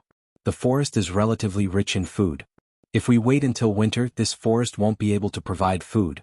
The indigenous people can only starve if they don't farm, Duarte replied. He had learned about the climate problem of the Blazing Island from the indigenous people of the Lake Horn tribe. There were 4 seasons here: spring, summer, autumn, and winter. Spring and summer were hot and humid, but plants grew vigorously and food was abundant. During autumn and winter, the climate was dry and cold. Plants stopped growing, and animals either migrated or hibernated. Food was scarce. It was currently summer, the most fertile season of the year on Flame Island. The Moon Killer people did not know how to farm, so they could only live according to the seasons. That was why they divided into small tribes and migrated further into the forest to survive. However, those who knew how to farm could rely on the good climate and hydrology of spring, summer, and autumn to grow abundant food to cope with the winter. The adults of the Mountain Horn tribe were quickly rushed to the Whirlpool River to chop down trees with shackles on their feet. The women were in charge of turning over the land and carrying sundries. The elderly and children were sent to the Inferno Plain, where the elderly were in charge of some light manual labor, and the children received serf education. The ancient sorcerer was taken away by the sorcerers, and more information about the Moon Men was obtained through them. September was the beginning of autumn on Blazing Island. A week had passed since the capture of the Mountain Horn tribe. During this week, List and Achi had sent 10 large frame ships of serfs and supplies. The scale of the Inferno town was getting bigger and bigger, and it was developing like the Inferno city. A group of shipbuilders were also sent over to build sampans on the edge of the Whirlpool River. Relying on the sampans, they continuously sent manpower and material resources to the downstream of the Whirlpool River to assist the pioneer team in opening up the Whirlpool River residential area. From time to time, a knight could be seen supervising a large number of Moonmen aborigines working on the shore. For the time being, the Moonmen did not know how to farm or work, so they could only chop down trees, turn over the land, and carry materials. Without the concept of protecting the water and soil, Wherever the Knight of the Pioneer team identified a suitable place to build a residential area, they would cut down trees madly, and then began to level the land and build wooden houses. It was wet and rainy in spring and summer, so wooden houses were the most suitable houses for living. The Moonmen of the Lake Horn tribe and the Mountain Horn tribe were the first batch of new serfs. Later, orders of chivalry captured several small tribes such as the Tree Horn tribe, the River Horn tribe, and the Black Horn tribe, which were separated from the Mountain Horn tribe and made them all serfs. The ancient sorcerers were sent to the Master Tower. Imprisonment and research. List personally presided over the exploration of the Moonmen. Through constant communication and research of the Moon language, he finally figured out the general situation of the Moonmen. The listener of the Mountain Horn tribe was called Kuei, and the tribesmen called him Kuei. When Kuei was young, he had traveled through the forest and visited many large tribes like the Mountain Horn tribe. Some large tribes occupied the most fertile forests and even had a population of more than 10,000. In all the tribes, there were ancient sorcerers who mastered extraordinary magic and precious knowledge. He communicated with the ancient sorcerers to learn about the world, himself, the future, and the past. The ancestors of the Moonmen were a group of great sorcerers. They once fought side by side with dragons and another group of evil dragons. They killed a dragon called the Moon. The ancestors of the Moonmen slept on the distant sacred mountain, and their descendants reproduced from the sacred mountain and spread all over the forest. Under the pressure of the sorcerers, Kuei talked about what he had seen and heard. However, there were no more records about the dragon called the Moon in their legends, and Kuei himself did not even know what a dragon was. The blazing island had probably never been visited by a dragon. Kuei's narration soon attracted List's attention. In the far northwest there lived a large tribe, the Horn tribe. The Mountain Horn tribe split from the Horn tribe hundreds of years ago. The Horn tribe guarded a broken tower, which was the authority established by their ancestors, and worshipped the treasures left by them. Ask Kuei carefully where the Horn tribe is. Yes, Your Highness. After being interrogated by the sorcerers, Kuei could not describe the location of the Horn tribe. He had never traveled to the Horn tribe and only knew its approximate location. Even if he looked at the map of the blazing island, he could not figure it out. He could only make a preliminary judgment that the Horn tribe was not in the swirling river. Looking at the map, List made a simple guess. The Mountain Horn tribe is downstream of the swirling river, and the Horn tribe is in the northwest about this place. He drew a circle in a certain area on the map and decided to look for it himself. In his opinion, the so-called Broken Tower should be a wizard tower left by the ancient sorcerers, and the native tribe's treasure mentioned in the smoke mission might be stored in it. Since the ancient sorcerers could fight side by side with dragons, they were very likely to be magic shooters, and only the items left by magic shooters could be called treasures. It's a pity that Kuei doesn't know how many tribes there are in the Moonmen tribe, so the smoke mission can't be completed for now. List felt a bit regretful. However, when he called out the smoke mission and confirmed it habitually, he suddenly found that the smoke had changed.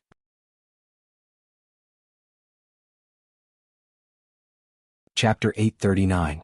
The goal of the previous mission was to find out the origin of the indigenous tribe's cultivation system and figure out the development of the indigenous tribe. List felt that he had not figured out either of these 2 points. Therefore, it was very unexpected that the mission could be completed. Or is what Kuei said the real history? The ancient mages came to Blazing Island and fought side by side with the dragons. They killed many evil dragons, including a dragon called the Moon. Then they probably died and were buried in a mountain called the Holy Mountain. The descendants of the mages began to develop from the Holy Mountain into the forest and became the current Moonkiller tribe. The natives were divided into tribes, some larger and some smaller. The ones in charge of the tribes were all mages, but they were relatively weak. List touched his chin. So the Emerald Dragon, Fire Dragon, and even the Smoke Dragon all participated in that ancient war? He suddenly thought of the Emerald Dragon's hind leg. Could it be the work of the Moon Dragon that could directly make a smooth cut on the hind leg of a sacred dragon like the Emerald Dragon? But the question was, what kind of dragon was the Moon Dragon? If there was a Moon Dragon, would there be a Sun Dragon or even various Star Dragons? Could these dragons be categorized as astral dragons? Of course, this was just his boring guess. He did not even know if the Moon Dragon was related to the moon. He cast his eyes on the newly changed smoke serpentines. Mission: you have some understanding of the situation of the indigenous tribe, so how to develop the indigenous tribe is the top priority. Before that, why not find the Holy Mountain and investigate the secrets of the ancient mages? Please explore the Holy Mountain. Reward: the entrance to the ruins. Holy Mountain. Kuei had never been to the Holy Mountain and did not know where it was, but this was not important. Orders of Chivalry had already made preparations for a large-scale search and killing of the Moonkiller tribe, and he himself was ready to take action. Since he already understood that the Moonkiller tribe was not a threat to him, as a Dragon Knight, he naturally could roam the entire Blazing Island without caring about any obstacles. However, List did not immediately start searching for the Holy Mountain. He decided that before that, he would first complete the work that he had not been able to find time to complete, drawing the topographic map of Blazing Island. At present, Blazing Island only relied on a chi to draw the outline of the island. There was no data on the internal terrain of the island. This was an obstacle for the overall development of Blazing Island. Do what you think. After assigning the task of capturing the natives of the Moonkiller tribe, he rode on the invisible dragon Bard and began to explore the surroundings of the river vortex. He did not fly close to the ground but instead flew over from a high altitude. He used the sextant to calculate his position at any time and drew the terrain according to the outline of the Flame Island. First of all, the southeast part of the island was a hilly and flat area. There weren't many mountain ranges and the Vortex Mountain was one of the few mountain ranges. The rest were all short mountains.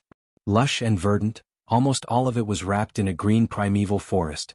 There was a small number of Moonkiller native tribes in this area, but their area of activity was not large. It was likely that they had not found a foothold in the forest. The mana in the forest was very active, and it was inferred that there was a large number of World of Warcraft living here. It was difficult for the Moonkiller native tribes to compete with World of Warcraft for living space. It took him 5 days to draw the topographic map of the southeast region. Apart from the Whirlpool River, he found 2 smaller river basins. These were all places that could be developed as residential areas. After that, he patrolled the central region of the island. The forest in the central region was gradually becoming less dense, and the terrain was very flat. There were only a few trees in some areas, revealing the barren land. Apart from the 2 east-west mountain ranges in the center, there was no other complex terrain. There was also a river that was bigger than the Whirlpool River. On the ground there were many Moonkiller native tribes. They did not form cities, and they all existed in the form of primitive tribal settlements. By the time the topographic map of the central region was drawn, it was already late September. List patrolled the northwest part of the island without stopping. After searching for only 3 days, he suddenly found a group of volcanoes that were emitting smoke. In the crystal white orbit, these volcanoes were all full of rich volcano super magic, and they were all active volcanoes. 1, 2, 3, 4, there are 9 active volcanoes. List was greatly surprised. He was worried that Leo could not get a volcano for training, but he did not expect that there were 9 active volcanoes on this land, and each volcano was full of vitality. Bard, let's go to the biggest volcano. He did not inform the little fire dragon Leo who was sleeping in his body, and continued to move forward with the invisible dragon. The volcanoes were distributed in a large plain area, and each volcano was a typical cylindrical volcano. The volcanoes were high and low, big and small, and the mountains were also divided into those with trees and those without. There were also many extinct volcanoes in the surroundings, which had been damaged by weathering and had become a part of the forest. Only the 9 connected active volcanoes were still emitting smoke, and they stretched across the end of the land. The invisible dragon flew with all its might, and came to the top of the largest active volcano. It immediately saw that the center of the huge volcano contained continuously tumbling magma. It seemed as if it would erupt at any time. So big! List exclaimed. The diameter of this volcano was definitely more than 2,000 meters, and it was slightly oval in shape, slightly wide from east to west, and slightly narrow from north to south. There were no plants on the outside of the volcano, only thick black rocks. The inner wall of the volcano was slanted toward the center, and in the center of the volcano was the magma-spewing channel, which was at least 1 to 200 meters in diameter. It was countless times larger than the volcano List saw on the Dodo Island. Especially when he flew toward the inside of the volcano with the invisible dragon Bard, he felt like a fly flying into a bottle. He suddenly felt how big the world was and how small he was. After circling around the inner wall of the volcano, List rode Bard back to the top of the volcano. He jumped down from Bard's back and stood at the top of the crater, which was shaped like a blade. On his left was the bottomless crater, and on his right was the sloping mountain. Looking at the shape, it could be imagined that a volcanic eruption had occurred here 1 or 2 years ago. The crisscrossing and cracked ravines on the mountain were the best evidence of the magma flowing through it. If this volcano erupted, how powerful would it be? List found it hard to imagine. He looked at the scenery for a long time, and after soothing his shock, he signaled Bard to go invisible. I'm going to release Leo and let it cultivate here, Bard. Wuxia. Bard was not a dragon that liked to compete for favor. He had no interest in paying attention to the rash little fire dragon. He directly concealed his figure and flew toward the other craters. So List summoned the little fire dragon Leo. Rumble. Flames soared into the sky and quickly turned into the little fire dragon Leo with black and red scales. It had a wingspan of 26 meters and a body length of 26 meters. In its infancy stage, it had already surpassed the size of an adult invisible dragon. Brr. Leo let out a majestic roar. In the next moment, the whole dragon suddenly froze, staring blankly at the huge crater below. Leo, I promised you that I would find a crater for you to cultivate in. Now is the time for me to fulfill my promise. List put his hands behind his back and looked at Leo indifferently. Cultivate well here. I will come to see you often and bring you the food you need. Roar. Leo looked at List and let out an intimate roar. Then, it folded its wings and rushed toward the crater in a free-fall motion. In the next moment.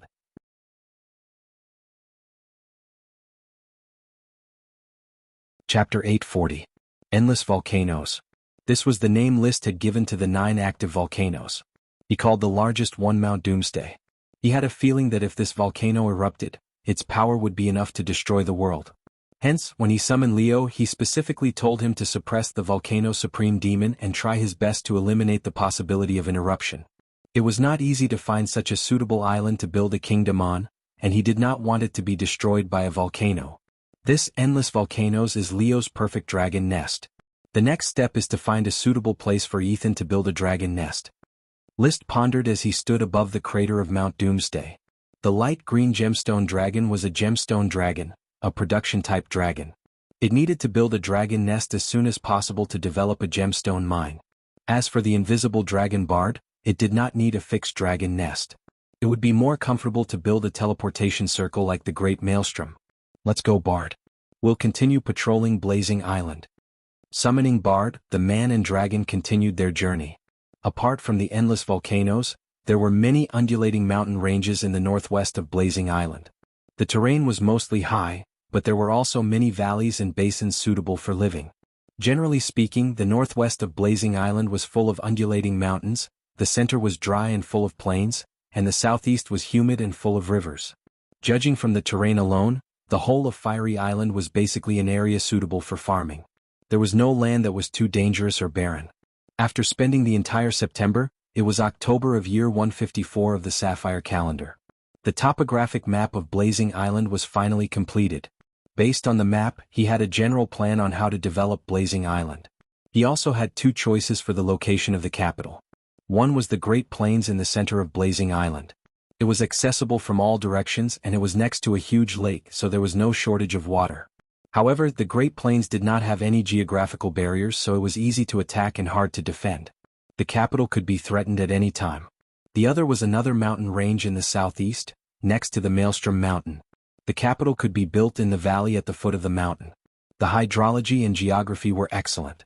As long as the exits on both sides of the valley were blocked, no matter how many knights there were, they would not be able to charge in. The palace could also be built on the mountain, forming a corner with the capital. Actually, with the dragons, it doesn't matter if the capital is blocked by steep cliffs or not.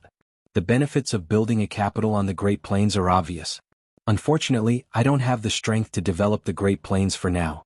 I'll build the capital in this valley first. It's not far from the Great Whirlpool, so it'll be easier to develop.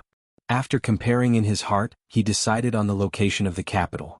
Then he named the mountain range Blazing Mountain and the valley Blazing Valley. The future capital was temporarily named Fire King City. The Blaze family was proud of the Fire Dragon, so it was appropriate to name it this way. However, the name was only temporary. That was because List already had 3 dragons, and it was unknown how many more he would have in the future. Since they dared to directly establish a kingdom, it meant that they were not afraid of other dragons being exposed. When the time came, which dragon should they name it after? It was hard to say. Rolling up the map, List and Bard walked on the material boundary and quickly flew toward the Vortex Mountain. During this period of time, he had been continuously mapping the terrain, and he had become more and more proficient in working with the invisible dragon. Not only did he achieve complete spiritual harmony, but he also created 3 moves of the Invisible Dragon Knight, Dragon Battle Energy Secret Book. They were Ghost, which involved the left and right horizontally and paid attention to the word Wipe, Shadow, which focused on the tip of the dragon's spear and paid attention to the word Lift, and Snow Mountain, which focused on the word Collapse. Ghost, Wipe, Shadow, Lift, Snow Mountain, Collapse. These 3 powerful battle skills were mainly assassination skills, which suited his position of the invisible dragon. The invisible dragon's body only had a wingspan of 15 meters, and even an adult dragon could only have a wingspan of 20 meters. In a head-on battle, it didn't have any advantages in other aspects, except for its dragon breath, which could shatter the material space. Therefore, the invisible dragon knight should walk the assassin's path, suddenly charging out from the material boundary and dealing the most powerful blow. Only elemental dragons like Little Fire Dragon Leo, who had thick skin and flesh and was larger than other dragons when they were young, were suitable to walk the path of head-on melee battles. Unfortunately, his proficiency level hadn't increased much recently. The Fire Dragon Knight, Dragon Battle Energy Secret Manual still only had 5 moves: Dragon Slash, Heaven Burning Sweep, Sun Swallowing Stab, Sea Boiling Twist, and Earth Shaking Hammer. As for the Light Green Gem Dragon Ethan, the Light Green Gem Dragon Knight, Dragon Battle Energy Secret Book, was researched by generations of Dragon Knight, and it had 7 moves: Moonlight, Green Shadow, Thunder, Spiral, Stone Break, Forest, and Phantom. List had only practiced it a little with Ethan, and he hadn't improved it. List didn't plan it to be a battle-type dragon at all. Unfortunately, I only have 1 dragon, and it's troublesome to allocate time to 3 dragons. It was troublesome when there were only a few dragons, and it was also troublesome when there were more dragons. Looking at the white spatial structure in his field of vision, he sighed silently. There's nothing perfect in this world. Their minds were harmonized, and the invisible dragon sensed his true thoughts. It responded with a sound that was unknown whether it was in agreement or mockery. When he returned to the infernal plains, it was completely different from a month ago. There were no longer any trees in the entire infernal plains. Everything had been cut down and turned into flat land. Wizard towers, windmills, irrigation water wheels, and city water towers were built one after another. A gravel road stretched from east to west in the infernal plains, directly leading to the forest in the distance that hadn't been cut down yet. Carriages sped on the road, transporting carts of wood, beasts, and fruits back to Infernal Town. Infernal Town was completely different. Neat stone buildings stood on both sides of the cross-shaped street, and the flat stone road was crowded with horses and carriages. Tall wooden houses rose from the ground outside the town. These were all temporary residences for the increasing number of knight and serfs. The town was developing into a small city. In the upper reaches of the Whirlpool River, the architects were busy instructing the craftsmen to dig the foundation. A named castle would soon be built here as List's palace.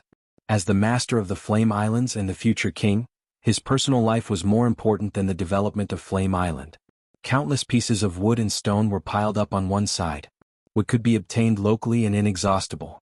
Most of the stone came from the Blizzard Beast Squad, and a small part came from the widening of the Whirlpool River. There was sufficient water in the upper reaches of the Whirlpool Mountain. As long as the river was widened, small sailboats could be directly navigated in the infernal plains. Only sailboats could quickly connect with the residential areas in the middle and lower reaches of the Whirlpool River. At the moment, by the Whirlpool River, there were a large number of yellow-skinned serfs working hard to dig the river. They were all the Moonkiller tribe's natives. They were captured by orders of chivalry and trained as serfs to work here. Your Royal Highness, because of the resistance of the Moonkiller tribe, although not many knight were killed in the capture, many of these natives were killed because of resistance, wasting their labor. Duarte Red Apricot, the chief commander of the slave capture, immediately rushed to report. But after the natives adapt to the life of serfs, they rarely escape, so I think it's time to change the way we capture slaves. Tell me what you think. List leaned back in the rocking chair, enjoying the little hands of the maids rubbing his shoulders and leisurely drinking the freshly brewed Banpo milk. The last time he transported the frame ship, he deliberately transferred a group of serving men and maids from Thorn Castle to Infernal Plains. The serving men headed by Thomas were sent by him to supervise the construction of the castle, while the young maids headed by Little Lily stayed in the temporary villa in Infernal Plains to serve List.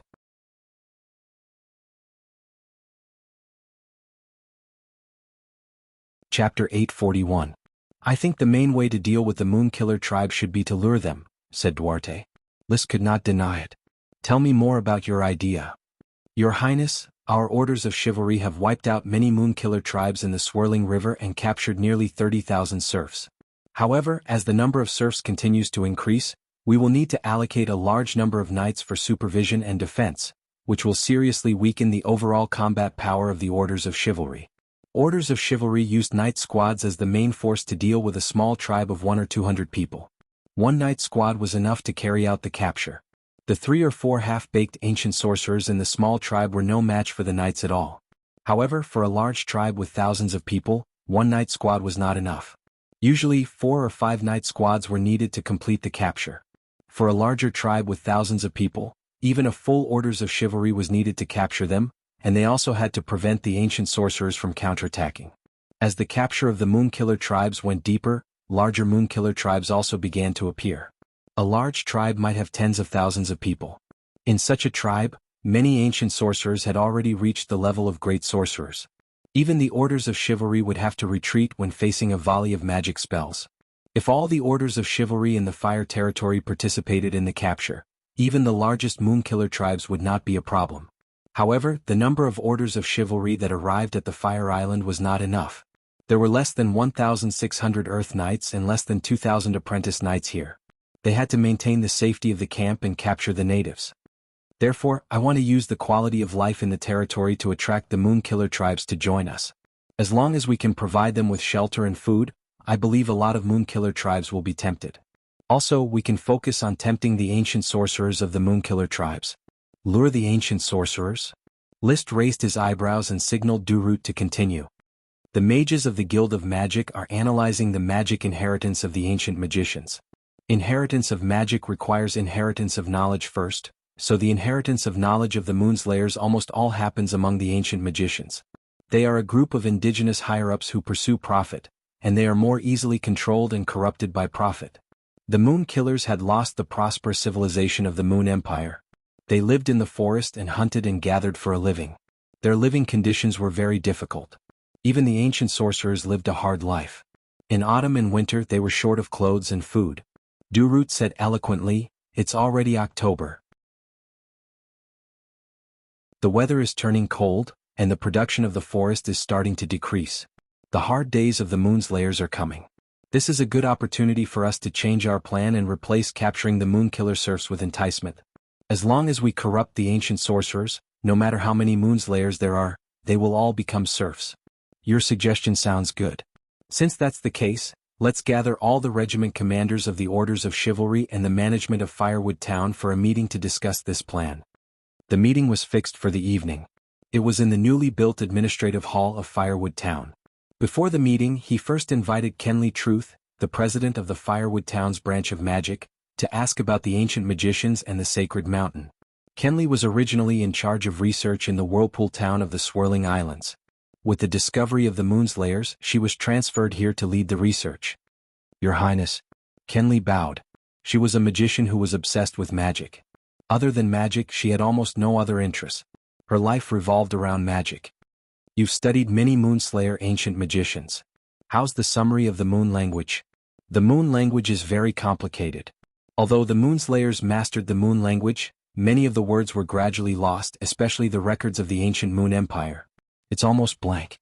After our research, we've basically mastered the Moon language for daily communication." "What do you think about the magic inherited by the Moonslayers?" Kenley thought for a moment. "There's a certain significance. Some of the spells are already lost. If we improve them, they can shine. However, most of the spells inherited by the Moonslayers from the Moon Empire are too outdated. They consume a lot of magic and are not powerful." She then added with a sigh, "I used to look forward to the magicians of the Moon Empire. I thought that the magicians of today were far inferior to the magicians of that time. However, in terms of spell casting, the magicians of the Moon Empire are far inferior to the magicians of today. Times are changing. Although the magicians have declined, they have also become more adapted to the current era. Therefore, there's no need to look forward to the past. We should look forward to the future." Lys smiled. People all had this habit of valuing the past and neglecting the present. The more ancient something was, the less detailed it was, and the more elegant it felt. Part of it was nostalgia and part of it was the beauty of distance. The Moon Empire was a classic example of the beauty of distance and nostalgia. Of course, it was undeniable that the magicians ruled the era and created a glorious magic civilization. Energetic and curious magicians could study magic, souls, big projects, and even the nature of the world. That was what the magicians yearned for most. In this world, the night ruled everything. Profit was the most important thing. As for the nature of the world, it did not matter. Could studying the nature of the world bring profit? If not, why would they even bother to study it? If they had the time, they might as well drink more wine, dance more, and have intimate contact with each other. Liszt was also a knight. Although he recognized the spirit of research of the magicians, he still had to belittle the beautiful existence of the Moon Empire and be wary of the revival of the magicians. After chatting for a while, he finally got to the main topic. Kenli, did the ancient sorcerer reveal the specific location of the sacred mountain? No ancient sorcerer has been to the sacred mountain. The sacred mountain is just a legend for the Moonslayers. They don't have a large range of activities, and they usually only travel among a few major tribes. All right. Liszt furrowed his brows. He had thought that the smoke mission of find the sacred mountain and investigate the ancient sorcerer would be easy to complete. He just needed to interrogate the ancient sorcerer to find the sacred mountain. He did not expect that no one knew about the sacred mountain. However, although he did not find the sacred mountain, he had a clue about the reward of the last smoke mission, native treasure. He had figured out the location of the Horn tribe, which guarded the treasure.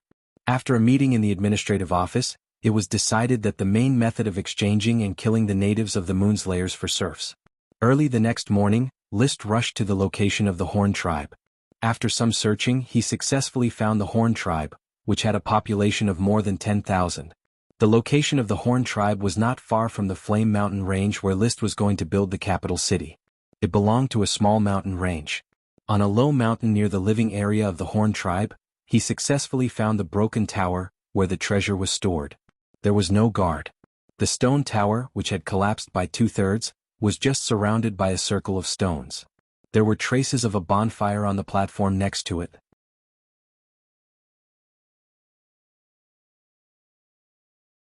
Chapter 842. Descending from the back of the invisible dragon, Liszt had no need to hide his figure and directly studied the broken stone tower. The stone tower should be the wizard tower of the ancient magic shooters, and its style could no longer be verified. It occupied a large area of several hundred square meters. The upper half had collapsed, and the lower half still had two well-preserved floors. The original wooden door had probably decayed, and the entrance was blocked by the moon killer with a large stone. Prying open the stone, Liszt observed for a moment, and then walked into the stone tower. Sunlight shone in through the cracks in the walls, so the light was not too dark.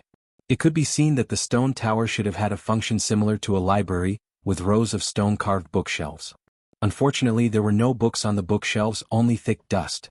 The stairs were still there, carved from stone, and it was very solid to step on. Going up to the second floor, the huge room was empty, and it was unknown what it was used for. The floor on the side had been broken, and the sunlight penetrated, forming a huge bright spot. There were a few weeds growing in the bright spot.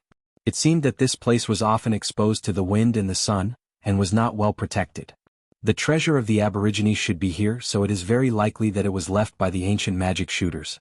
What is it? Liszt released the magic eyes and began to scan the broken stone tower. He did not find the light of mana retroaction, nor did he find anything that looked like a treasure. The first floor was empty and the second floor was also empty.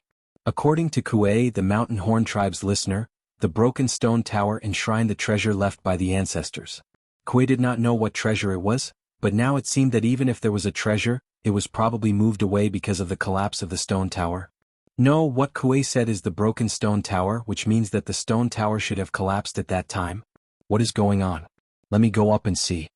He walked to the place where the floor was broken and jumped directly. The third floor had collapsed halfway. However, unexpectedly, the magic eyes found a dim light of mana retroaction, emitting from the collapsed rubble. He quickly dug out the rubble and dug out the glowing object.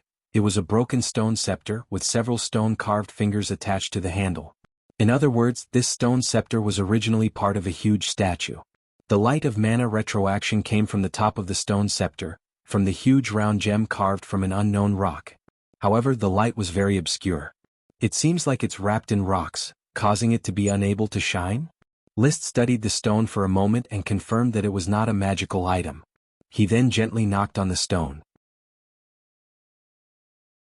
After continuously exerting force, a crack finally appeared on the stone.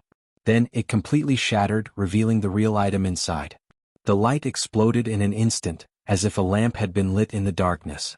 It wasn't until Liszt dispersed his magic eyes that he saw a short metal scepter wrapped inside the stone scepter. The scepter was about the length of an adult's arm, and the tip was inlaid with a transparent gem that shone with 7 colors. The rich aura of magic power made Liszt's heart palpitate. This was definitely a rare gemstone. It did not belong to any gemstone dragon.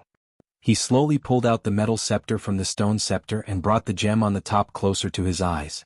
This gem had countless cross-sections, and each side was extremely smooth. It could reflect one's own face. However, when Liszt began to notice the face on it, his pupils suddenly dilated. He saw the face in the reflection. It was the face of an old man. When he fiercely turned around, thinking that someone was approaching him, he found that there was no one behind him. There was only the invisible dragon dozing off on the distant hilltop. It was impossible for a creature to avoid the invisible dragon's detection and quietly approach him. That's... With great doubt, he once again looked at one of the cross-sections of the gem. This time, after the face in the reflection appeared, it turned into the face of a child. When he turned around again, there was still no one behind him. No one was approaching. The faces in the reflection could only be from the inside of the gem. Liszt calmed down a little and continued to observe. Sure enough, countless faces of different ages flashed across the countless cross-sections. But soon he was short of breath, because he found that these faces had one thing in common. They really looked too similar to Liszt's face. Several of the faces of young people were clearly Liszt's own face. When he blinked, the faces in the gem also blinked, whether it was the face of a child or the face of an old man. After studying it for a moment, he suddenly came to a realization. Interesting, the face reflected by this gem is the face of a different age. Sure enough, I've been handsome since I was young, and I've been charming at every age. What a strange gem, as if it has the magic of time. Huh? The magic of time? Liszt was suddenly startled. Time, the magic of time, this... Is it possible that this gem was produced by the Twilight Dragon, one of the sacred dragons? The Twilight Dragon represented the power of time. No one had seen it and no one knew what form it existed in. But now, holding this metal scepter and looking at the gem that reflected his faces of different ages, he suddenly linked the two together. Perhaps this gem was produced by the Twilight Dragon. The spatial gem produced by the invisible dragon formed an independent space. The special gem produced by the Twilight Dragon inevitably had the nature of time. He tried to put the metal scepter into his spatial ring and found that no matter how he wrapped it with magic power, the scepter could not be absorbed by the spatial ring. Especially when his magic power wrapped around the special gem, it was as if time had passed, and the magic power slowly dissipated. It could not be taken back. It really is magical. Perhaps this is the power of the Twilight Dragon, a kind of magic that involves time? Liszt was still not sure of the attributes of this gem. But this did not prevent him from temporarily naming it the Time Diamond. The metal scepter was the scepter of time. Holding the scepter and admiring the Time Diamond's colorful light under the sunlight, Liszt was very satisfied. Scepter of Time, what magical and incredible power do you have? How did those ancient magic shooters use you? Does finding you mean finding clues to the Twilight Dragon? The invisible dragon was in his hands, the power of the smoke dragon was entangled, the emerald dragon found a corpse, and now the gem of the Twilight Dragon was in his hands. Only the fairy dragon, which represented life, was left to cross paths with Liszt. Maybe one day he could gather all 5 holy dragons and become the world's most powerful holy dragon knight. Of course, the holy dragon might not be the most magical dragon. The weave dragon should be the most terrifying dragon I have ever seen, and the moon dragon is probably a tyrannical dragon. These 2 dragons seem to be stronger than the holy dragon. Picking up the scepter of time and coming into contact with the Twilight Dragon clues, he was very satisfied with today's harvest.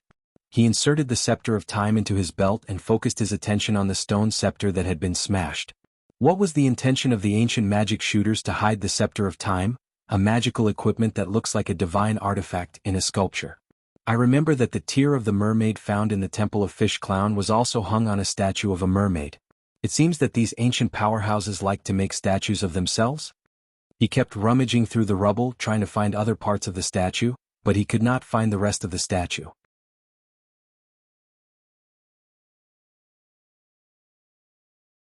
Chapter 843. Holding the scepter of time and riding the invisible dragon Bard, Liszt hid in the material boundary and explored the use of the scepter in his hand. The time diamond, which shone with a colorful luster, was very peculiar.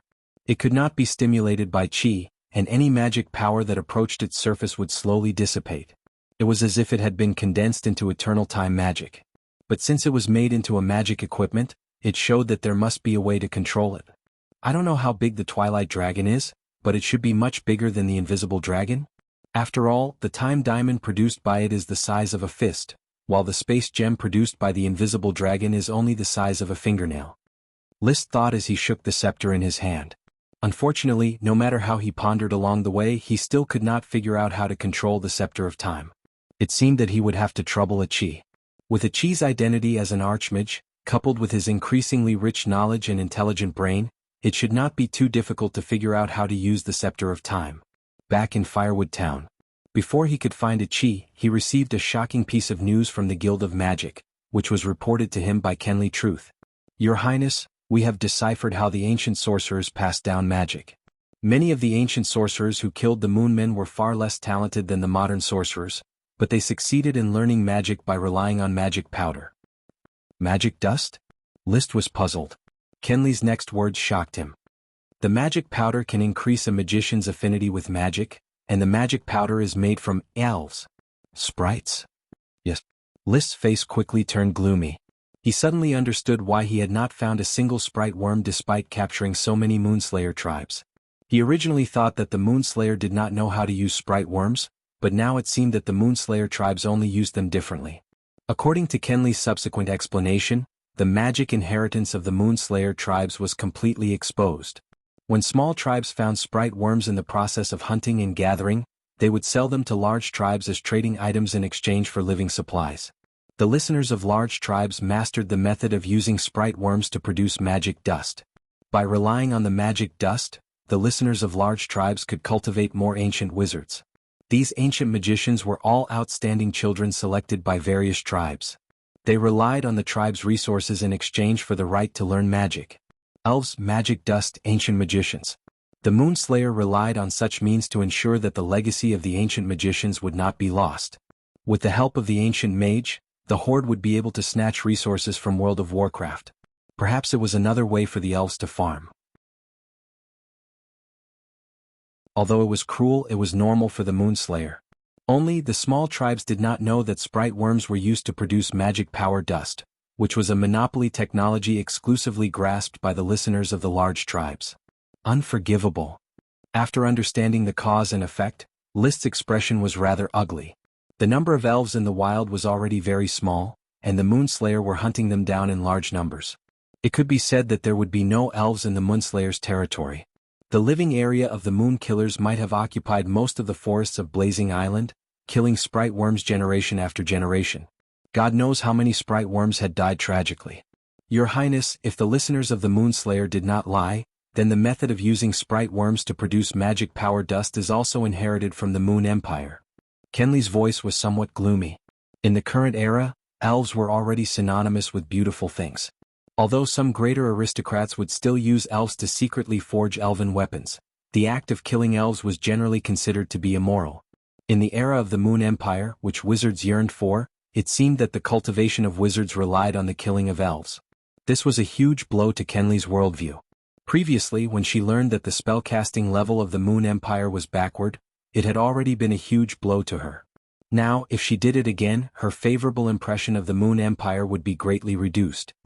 The value of elves lies in their influence on plants and the potential for evolution. Human greed should not be built on the blood of elves. Liszt immediately made a decision. Kenley, immediately go back and issue a ban. All wizards are absolutely not allowed to use research as an excuse to kill any elf. Kenley accepted the order. Yes, Your Highness. After she left, Liszt spat out a mouthful of turbid air. Although he felt heartache for the tragic death of the sprite worms, his purpose in banning the killing of elves was to prevent wizards from researching magic power dust and thereby cultivate more wizards. This was already the era of the night. It was better for wizards to quietly withdraw from the stage of history. Leaning against the back of the chair, he suddenly thought of the Moon Empire under the rule of wizards. What kind of country is that, and how do wizards rule the world? the scepter of time was handed over to Qi for research. However, Qi only had a simple look at the time gemstone before putting the scepter aside. Her magic gate project had already progressed to a critical juncture. She did not even have the time to cultivate, let alone divide her attention to research other things. So far, her super spells had stopped at 4.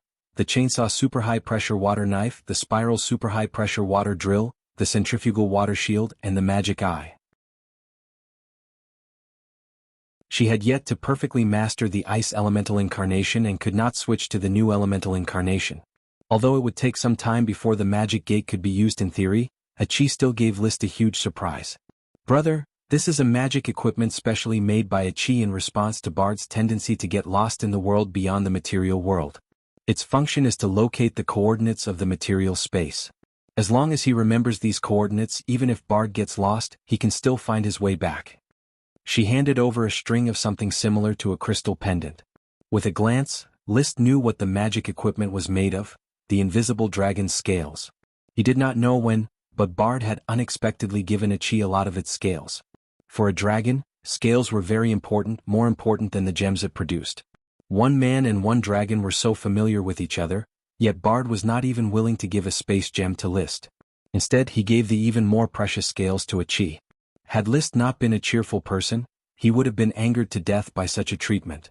"Forget it, there is no difference between giving it to Qi and giving it to me. I don't care about it."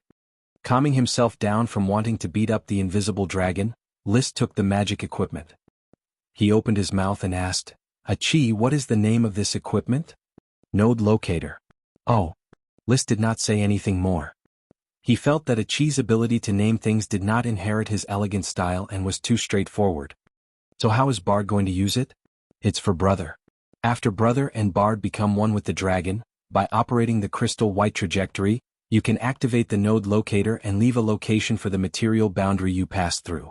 When you can't find a node to pass back to the material world, you can activate it again and find the node you came from." Such a string of crystal pendants was obviously a piece of equipment for human use. List nodded lightly. "Understood. In other words, now Bard and I can break through the material boundary at will and fly to the world beyond the material world?"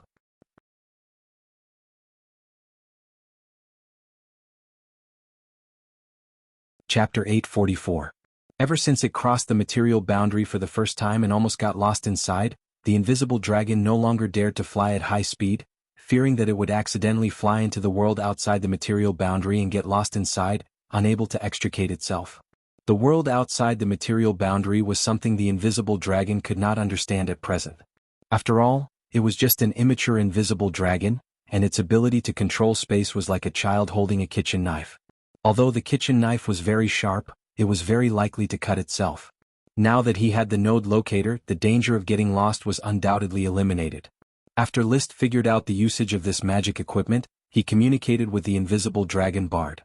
This slender, graceful, and crystal-like dragon was very excited. It unexpectedly spat out 2 space gems that had just been condensed from space magic towards List's palm. Wuxia. The glittering, fingernail-sized gem had a spherical space with a diameter of 5 meters. At least it knows how to be grateful, much better than that white-eyed dragon Leo.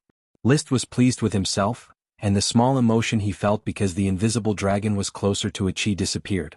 He directly gave one of the 2 space gems to Qi. "You often need to prepare a large number of experimental materials, and it is inconvenient to carry without a space gem. Take this one." Leaving one for himself, he had 4 space rings, which were almost enough to meet his daily needs. 2 space gems were enough for Qi. As a siren, she ate very little, and a wizard did not need a lot of resources for cultivation. List, on the other hand, couldn't do it. He needed to carry too many items on a daily basis. Just his personal cultivation resources took up the space of 2 space gems, so 4 was barely enough. Naturally. With the existence of the invisible dragon, there would only be more space rings than he could wear in the future, so there was no need to worry about having enough. It didn't take long for List to decide to try to cross the material boundary. The method of crossing was very simple. This was the invisible dragon's instinctive power, and it only needed to fly at full speed. Therefore, after the human and dragon became one, magic power and Qi fused, quickly combining into a whole. With a flap of its wings, it quickly entered the material boundary and flew back and forth. Wuxia. When the invisible dragon reached its fastest speed, It seemed to be constantly flickering, and each flicker could reach a place hundreds of meters away. A little faster, Bard? Wuxia. He sped up again and again. The colorful world of magic power that Crystal White Orbit saw was like a moving picture frame by frame. The node locator on List's chest buzzed. It was the invisible dragon scales engraved with magic runes operating, emitting a unique magic beacon. Boom. Suddenly, Crystal White Orbit's field of vision shook, and the scene suddenly changed. The node locator only felt a tremble, but there was no longer a buzzing sound. He and the invisible dragon had already arrived at a boundless, lightless and soundless space, seemingly shielded from all senses. However, he could also feel that this space was made of crystal structures. No matter how the man and the dragon flew, there was no target to pursue. Wuxia. The invisible dragon issued a hurried cry. It felt that it was lost again. However, List was already mentally prepared. He operated the node locator on his chest. Immediately, a light flickered on the left side of the invisible dragon. Bard, it's working. That's the material boundary we came through. Wuxia. Don't worry, the perception is very clear. Don't worry about getting lost. Let's look around here and see if we can find a node we can cross. With List acting as the backbone, Bard no longer panicked and flew peacefully in the world outside the material world. Crystal White Orbit was still operating. Although the surroundings were pitch black and lightless, List still patiently searched for any unusual traces. He had seen these scenes in Bard's memories, and he had also discussed them in detail with Ichi, so he knew how to deal with them. Bard, search with your heart. Your perception of space is an innate ability. As long as you calm down and search, you will definitely be able to find a weak material boundary. Wuxia. Bard, who was connected to List's mind, understood. Under List's guidance, it began to calm down and respond. Then it slightly flapped its wings, and circles of special space magic power radiated outward like ripples on water. After a short moment, the surrounding space returned to the radiation of space magic power. Just like a bat's ultrasonic positioning, the invisible dragon could actually use its own space magic power to locate and search. This skill should be written in the List Dragon Knight Cultivation Manual and become the invisible dragon's 8th skill, magic positioning. In such a serious scene, he still had the leisure to be absent-minded and add new articles to the invisible dragon's information. Previously, the fire dragon had 7 skills: demonic dragon energy refinement, dragon breath tempering, dragon power focus, dragon heart code, dragon blood infection, dragon night resonance and dragon eye track. Now the invisible dragon had 8 skills: white eye track, material boundary, invisibility, dragon power focus, dragon heart code, dragon blood infection, dragon breath shattering, space shuttle and magic positioning. These were skills outside of the dragon battle technique, and belonged to the excavation of the dragon's innate talent. Some were abilities unique to different dragons, such as the fire dragon's demonic dragon energy refinement, dragon breath tempering and elemental transformation, while the invisible dragon's dragon breath shattering, material boundary, space shuttle, and so on. Some were abilities common to all dragons, such as dragon power focus, dragon heart code, dragon blood infection, and slightly different white eye track and dragon eye track. The summary might not be comprehensive, mainly because List had been very busy recently, and the List Dragon Knight Cultivation Manual had not been updated for a long time. Thoughts flashed through his mind. He continued to control Bard to carry out magic positioning in the world outside the material world. In this special space, he couldn't sense the passage of time, and staying here for a long time would make him feel a little panicky. Fortunately, the node locator at the transmigration entrance was still emitting a response. Suddenly, magic positioning sent a trace of a different sign. One man and one dragon were immediately startled and flew at full speed toward the place where the abnormality was coming from, arriving there in the blink of an eye. Bard operated spatial magic power with all his strength and suddenly attacked the abnormal location. In an instant, the field of view of the white eye track changed once again. They had already arrived at a distorted, long tube space. This space lay across the huge weave, connecting the border of 2 material spaces. It was the Great Maelstrom Magical Transmission Array that List was already very familiar with. I actually came back here. He wanted to laugh awkwardly, but he held back. He only took a deep look at the weave that stretched out into the pitch-black darkness. The invisible dragon wasn't mature enough to break through the critical point, and he still couldn't see the true body of the weave dragon. Immediately after, he flew in the opposite direction to the other end of the wormhole space, which was the huge sea whirlpool of the Whirlpool Islands. The wormhole space was originally a one-way transmission array, and there would be a huge repulsive force that would push all objects to the entrance of the Whirlpool Mountains. But this was ineffective against the invisible dragon. It cheered and flapped its wings a few times, arriving at the entrance of the wormhole. With another fierce struggle, it flew out of the wormhole space. The rumbling sound of flowing water reached their ears, and there was a misty mist before their eyes. The moist air caressed their faces, and in the blink of an eye, they rushed out of the mist. List and Bard were at the entrance of the deep whirlpool well. One man and one dragon had successfully completed a spatial transmigration from the world outside the material world. He looked at the swirling funnel-shaped sea and the azure sky.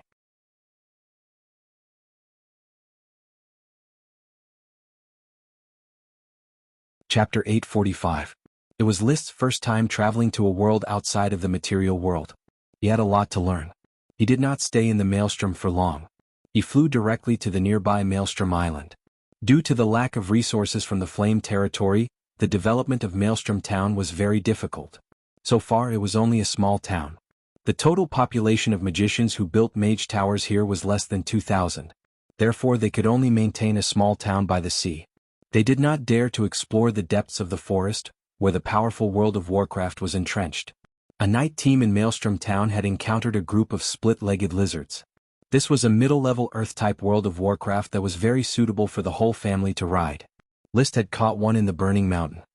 He wanted to give it to the Oxtail Marquis as a mount, but the split-legged lizard ran away. When I have time, I'll catch all the split-legged lizards here and see if I can raise them artificially. It should be very comfortable to raise them as a means of transportation. Many ships were anchored at the port of Maelstrom Town. Apart from ships flying the flame flag, there were also ships of the Tulip family flying the red tulip flag. After Marquis Merlin's funeral, the Tulip family began to organize knight and serfs to prepare for the great voyage to develop Tulip Island. Currently, a group of explorers had already landed on Tulip Island, but List did not pay attention to them. Maelstrom Town on the Maelstrom Islands was a supply point during the voyage. The explorers would conduct large-scale hunts here to replenish their food and water. In addition, Greenlight Town on the Midway Island, Moonlight Town on the first island Crescent Island, and Red Tree Town on the first island of the 3 islands were all supply points for fleets.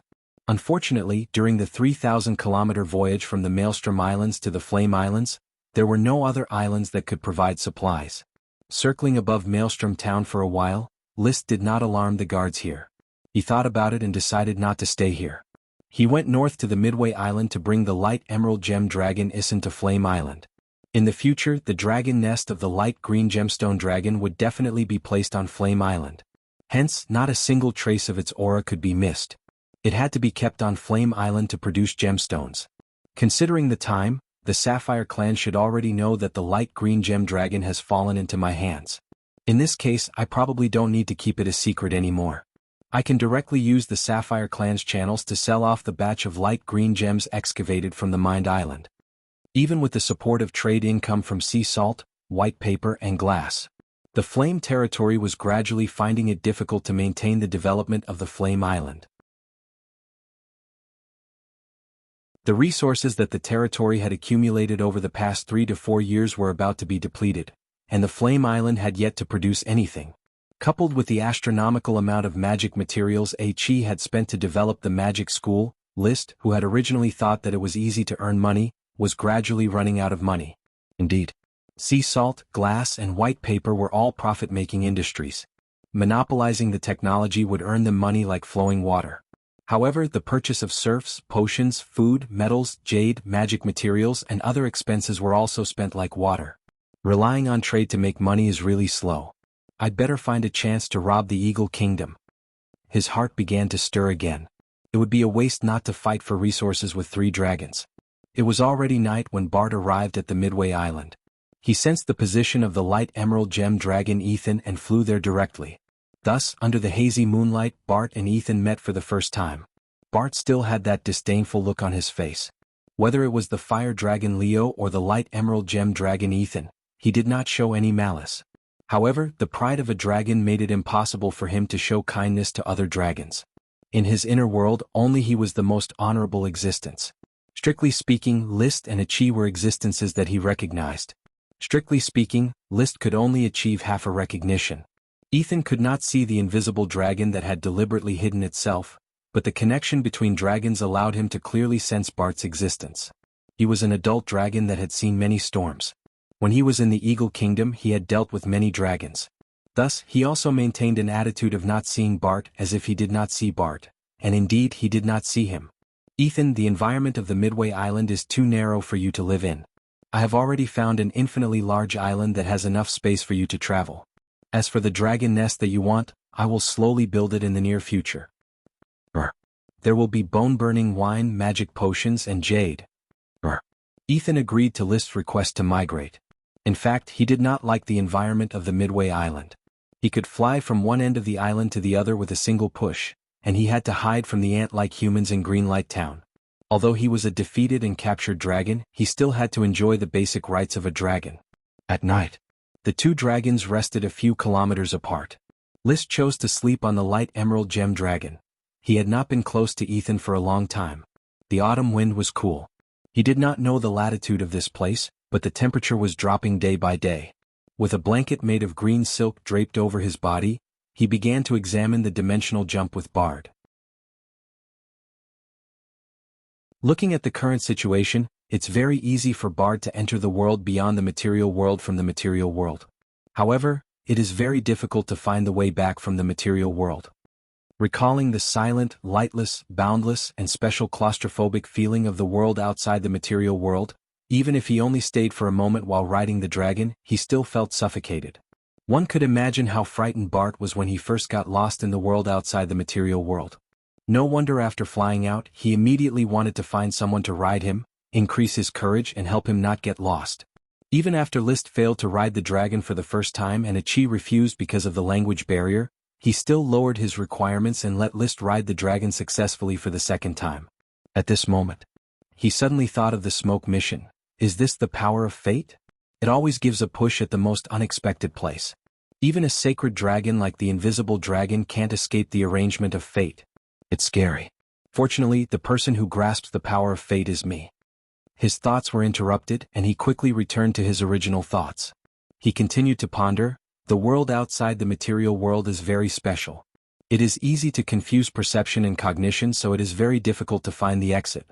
Using magic locator means, I can only find places with abnormalities at the material boundary. Does this mean that even the invisible dragon cannot pass through any space at will? If he could not find the material boundary, no matter how the invisible dragon tossed and turned, it would be of no use. Unless he used a node locator to locate it. I wonder if I can find the location again after locating it? List thought of a situation. By using the invisible dragon to locate in different locations, he could form a transmission network exclusive to the invisible dragon, which could freely shuttle to any location with a signal. For example, he could fly to the palace treasury of the Eagle Kingdom, and then travel through time and space to return to Blazing Island. Then, he could use the shuttle between the two nodes to continuously transport the resources of the Eagle Kingdom's treasury to Blazing Island. In this way, getting rich suddenly would not be a dream. Unfortunately, this idea was shattered by the shuttle operation he started early the next morning. When he and the invisible dragon flew into the world outside the material world, they found that there was no beacon left behind yesterday except for the beacon behind them. After a little thought, he understood the reason. Achi left a special magic array on the node locator which is connected to the material world. When it enters the world outside the material world, the magic array still maintains its connection to the material world and acts as a signal. But when he returned to the material world, the location of the magic array rapidly changed. Thus, the original coordinates disappeared.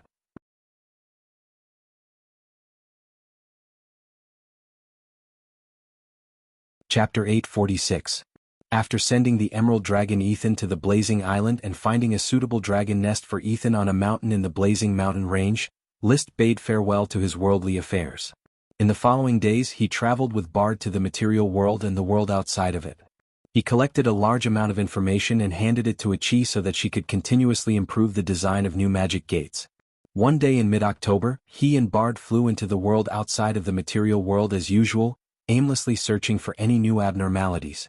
Up until now, apart from the wormhole space of the Great Maelstrom, no abnormalities had appeared. The world outside of the material world was like a pool of stagnant water. After several days without any discoveries, List couldn't help but feel a little discouraged. But at this time, the invisible dragon used magic recovery and finally found a new abnormality outside the abnormal point of the Great Maelstrom. Wuxia. Bard suddenly became excited. One man and one dragon quickly flew toward the abnormality. They roused spatial magic power and broke through the material boundary. They directly traveled out of the abnormality. Rumble. Their field of vision suddenly opened up, and they arrived in a strange space. This space seemed to be formed by countless shattered mirrors, but in the crystal white trajectory, each mirror crack was a trace left behind after the magic net was torn. Bard's wing only touched a crack slightly, and he let out a miserable shriek. Wuxia! An intense tearing pain appeared in both his and List's hearts at the same time. When he quickly retracted his wing, List discovered that a crack as long as an adult's arm had appeared on the invisible dragon's left wing. Transparent blood flowed out, and spatial magic power continuously dissipated in this strange space. Be careful, Bard, something is wrong here. List endured the pain and guided the invisible dragon, carefully avoiding every crack. Layers upon layers of strange cracks shattered the entire space. One man and one dragon had to advance cautiously. Fortunately, dragons had powerful recovery abilities, and their wounds had already started to scab. List took out a few magic potions and swallowed them to replenish the magic power he and the invisible dragon had consumed. The magic potions turned into pure magic power that stirred up the dragon's fighting aura, and then through the Dragon Knight's resonance, it was instilled into the invisible dragon. Since the magic power wasn't compatible, there was a large amount of consumption, but it was still somewhat beneficial. Only by fusing his warrior energy and magic energy with little fire dragon Leo wouldn't consume too much energy. It's over there. The exit of the material boundary is over there. List kept using the crystal white orbit to scan the crack. Finally he found the material boundary. Wuxia. The invisible dragon pointed at another exit. At the place where it was pointing, there was also a strange boundary that looked like a material boundary. List looked carefully and felt that this exit was likely to lead to a different material world. He had intended to go in and explore, but the dense cracks in the surroundings prevented him from passing through. He could only obediently return to the familiar material world. Woohoo! Woohoo! After returning to the material world, he immediately felt a gust of wind. He and the invisible dragon were in the middle of two towering mountains. This place seemed to be a vent. The strong wind constantly whistled past Bard's body, almost blowing him over. After leaving the air vent, he carefully sized up the place. He discovered that the mountains weren't very tall, but because they were very close, they formed an hourglass-shaped valley. The wind just happened to pass through the thinnest part of the hourglass valley, rapidly compressing and accelerating, producing violent gales. However, this wasn't a naturally formed environment, but an artificially excavated valley. The mountains on both sides had very obvious traces of chiseling with knives and axes, as if they were the masterpiece of a giant hacking. Strange, they are actually man-made carvings. The carvings on the mountains are very rough, somewhat similar to the effects of a super magic released by a chi. Could this be a masterpiece left behind by an ancient wizard? He suddenly urged Bard to fly high into the sky and look down from a height of 5,000 meters. He immediately discovered that he had passed by this mountain range when he was mapping. It was located on a great plain in the center of Flame Island. It was a long mountain range that couldn't be considered eye-catching, and the Hourglass Valley was at the center of the mountain range. Because of the trees blocking it, it was impossible to see the Hourglass Valley from a distance without looking carefully. There's a situation. List was overjoyed. He loved this kind of adventure the most. He didn't know what position Flame Island had played in the ancient war, but a large number of masters had definitely left traces on this island. The treasures they left behind might be divine artifacts like the Scepter of Time. He swooped down and returned to the Hourglass Valley. Activating the crystal white track, he could see the center of the Hourglass Valley, faintly revealing traces of magic. This special vent was connected to the broken crack space. List didn't intend to enter recklessly for now. Those cracks were too dangerous. He searched down the mountain and soon found that there was a huge native tribe of Moonkiller people living at the foot of the mountain. These natives were holding some kind of ceremony in an open space at the foot of the mountain. When List approached, he found that they were kneeling in front of 6 huge broken statues. Only one of the statues was intact. It was more than 20 meters tall, and it was the carving of a wizard wearing a magic cloak and holding a slender stone broken sword in his hand. I wonder if there is a divine artifact sealed inside? A thought suddenly flashed through List's mind. Immediately after, he saw a group of ancient wizards on the open space. They were holding wooden trays high and approaching the statues. An ancient wizard, presumably a listener, was activating a huge brazier with blue flames in front of the statues. It seemed that they were going to pour the contents of the trays into the brazier with blue flames. How dare you! After seeing the contents of the trays, List was immediately enraged. His and Bard's Dragon Knight forms emerged from the material boundary. Dragon might spread unscrupulously, like an invisible wave impact. The tens of thousands of Moonkiller people on the open space were pressed to the ground by the powerful pressure. The ancient magicians were also pressed to the ground, unable to breathe. The trays in their hands fell to the ground one after another, issuing cries of goo goo, woo wah, and goo loo. Impressively, they were a group of lesser sprites, a group of sprite worms as well as the largest sprite, which was making multiple cries. They were all tied to the trays and could not move. However, their eyes were fixed on the invisible Dragon Knight descending from the sky. Fear, surprise, and other emotions flashed in the eyes of these little creatures. Wuxia. The invisible dragon landed on the ground and directly swept away a half-collapsed statue. Stepping on the pedestal, it faced the sky and roared. Amidst its roar, List jumped off the dragon's back, drew out the Ice Soul Dragon slaying sword, and slowly walked toward the ancient wizards. The silver-white armor, the bright red cloak, the blue greatsword, and the light golden short hair were the most noble and unparalleled aura of a strong master. The light that was blossoming almost blinded the ancient sorcerers who raised their heads. Cassador. Mozairos. The tribal listener's magic power was vigorous, roughly at the level of a peak great wizard. Resisting the pressure of dragon might, it shouted and tried to stand up. List stirred up a new wave of dragon might and charged forward. Boom. The listener collapsed again. The other ancient wizards were also trembling with fear, not knowing what to do. The might of the Dragon Knight was so terrifying. It shocked everyone with its own strength, making the Moonkiller people who had never come into contact with dragon might, unable to resist. List walked past the kneeling ancient wizards to the side of the greater sprite, stretched out his finger, and smeared a bit of jade powder on it, motioning the greater sprite to bite it. You're safe. Ongchi crunchy. The greater sprite spat out a string of unintelligible bird language. Seeing this, List directly knocked on its head. Immediately, its upper teeth bit down, and the skin on List's finger was broken. The contract was completed in an instant.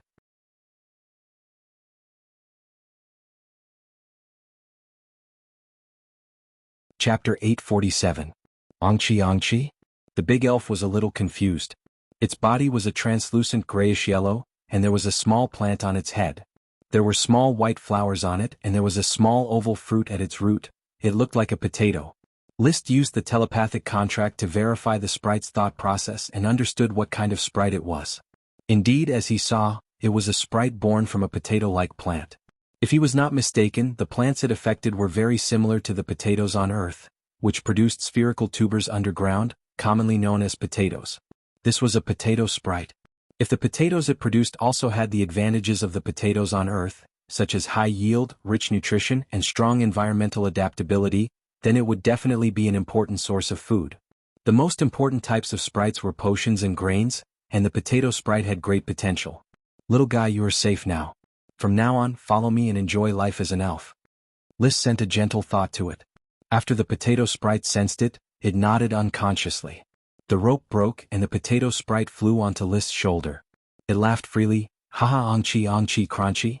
Immediately after, List began to contract lesser sprites and sprite worms. There were not many sprites, 8 lesser sprites and 16 sprite worms. He contracted them one by one and then gathered them around him. When these sprites were captured by the Moonkillers, they took back their worm stalks but did not contract them. According to the research of the Magic Guild, the Moonkillers believed that once the contract was completed, the sprite worms would extract their blood essence. Some ancient wizards even called lesser sprites freaks, believing that it was an inauspicious sign. As for greater sprites, most of the Moonkillers had never seen one in their lives.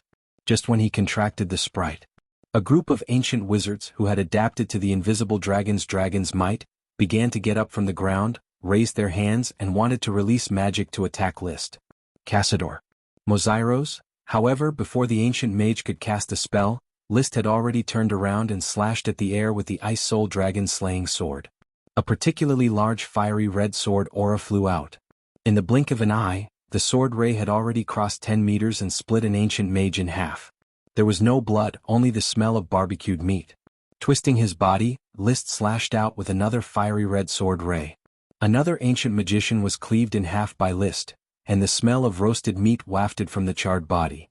After 7 or 8 sword strikes, the 7 or 8 ancient magicians were reduced to 15 or 16 ancient magicians with only half of their bodies lying on the ground.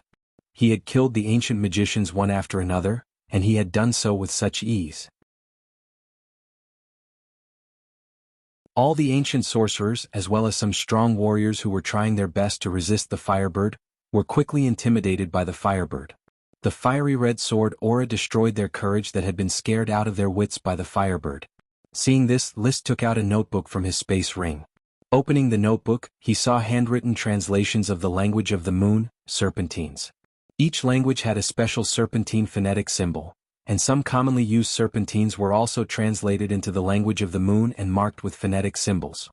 He quickly found the content he wanted and then compared it with the serpentine phonetic symbols and read it aloud, soft, oh big. The meaning of this sentence was, surrender or die. The Moonkiller natives trembled in the Firebird, and no one responded to List's threat. The listener, who had been hit by the Firebird twice, had sobered up again. He pointed at List and shouted, Cassador, Mozairos. Immediately after him, 2 more ancient mages pointed at List, Cassador, Mozairos. They were still secretly condensing magic power, wanting to release magic to attack List. But List operated the magic eyes at any time, and with 2 particularly large fiery red swords, he killed the 2 ancient mages. Seeing the elves being killed by these natives, a lot of hostility had accumulated in his heart, and he needed to kill people to vent it. Only the listener was not killed. Instead, List walked to his side and slapped him in the face with the blade of the Ice Soul Dragon slaying sword, sending several teeth flying and half of his old face swollen like a buttock's. Then he opened the notebook again, trying to translate what Cassador and Mozairos meant.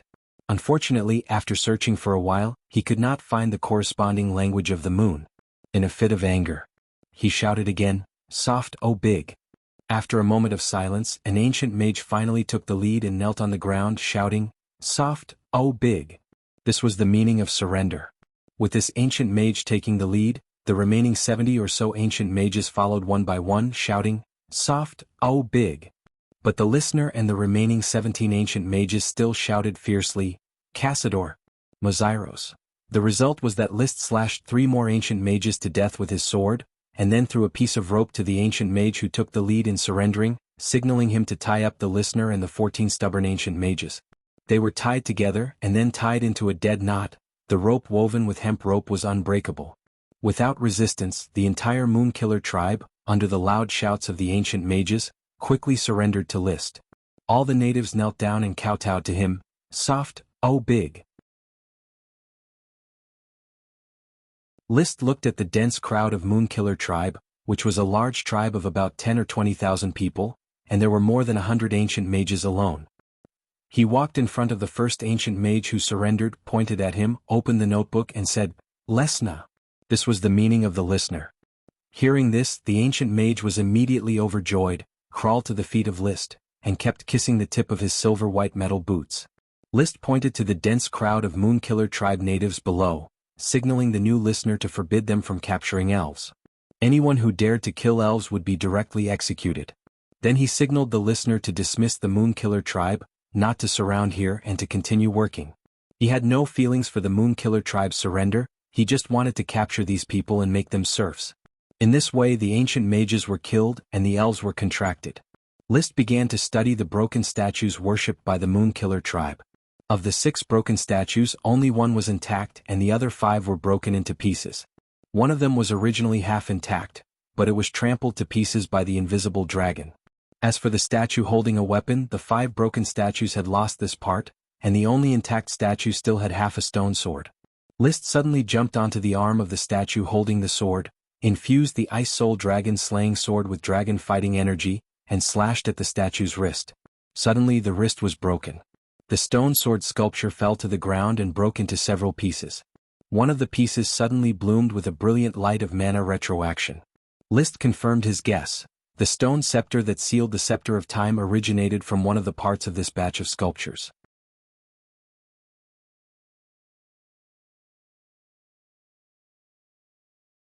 Chapter 848.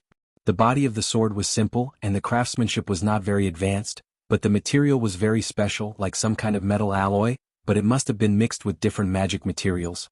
The hilt was the most special part and also the part with the richest magic power. Moreover, List observed with the eyes of magic that there were 8 different kinds of magic blooming on it: water, fire, earth, wind, lightning, ice and darkness, all of which were supreme magic level. Among them was a magic he was very familiar with, Fire Dragon Supreme Magic. All these supreme magic were engraved on the spiral stripes on the hilt, and each stripe represented a color: blue, red, yellow, cyan, purple, white, light blue and black. In other words, this sword has 8 attributes, and all of them are supreme magic attributes? List tried to use his fire attribute dragon's fighting energy and clearly felt that the sword's increase in fighting energy had reached an exaggerated level, far exceeding his current sword, the ice dragon slaying sword, which did not match his current attributes. He used his fighting skill in the air, and with a burning red cloud, almost half the sky was burned. The group of ancient mages was so scared that they trembled. Their most powerful magic move was not as powerful as a casual blow from List. It feels good, but it's a pity that it's not a knight sword, so it's not suitable for slashing and other moves. This is probably a sword-shaped magic staff used to increase the power of a mage's casting. The ancient magic shooters are really full of tricks. To make this sword, I'm afraid I need to extract the supreme magic of 8 kinds of elemental dragons. From this, it could be seen that the ancient magic shooters still had a very high degree of use for dragons. At least they could collect all kinds of evil dragons at will. Although it's a magic sword, it's barely enough for me to use. I don't know what your name is in the hands of the magic shooters, but since you've followed me, you should have a more resounding name. I'll give you the name 8 Dragons Divine Sword. With a thought, List stored the 8 Dragons Divine Sword in his space ring. It was not a product of the Holy Dragon, so the 8 Dragons Divine Sword could not resist the gem space's absorption. Finding the 8 Dragons Divine Sword, then the weapons of the remaining 5 statues, to be precise, the weapons of 4 statues, one of which should be the Scepter of Time, were naturally more desirable.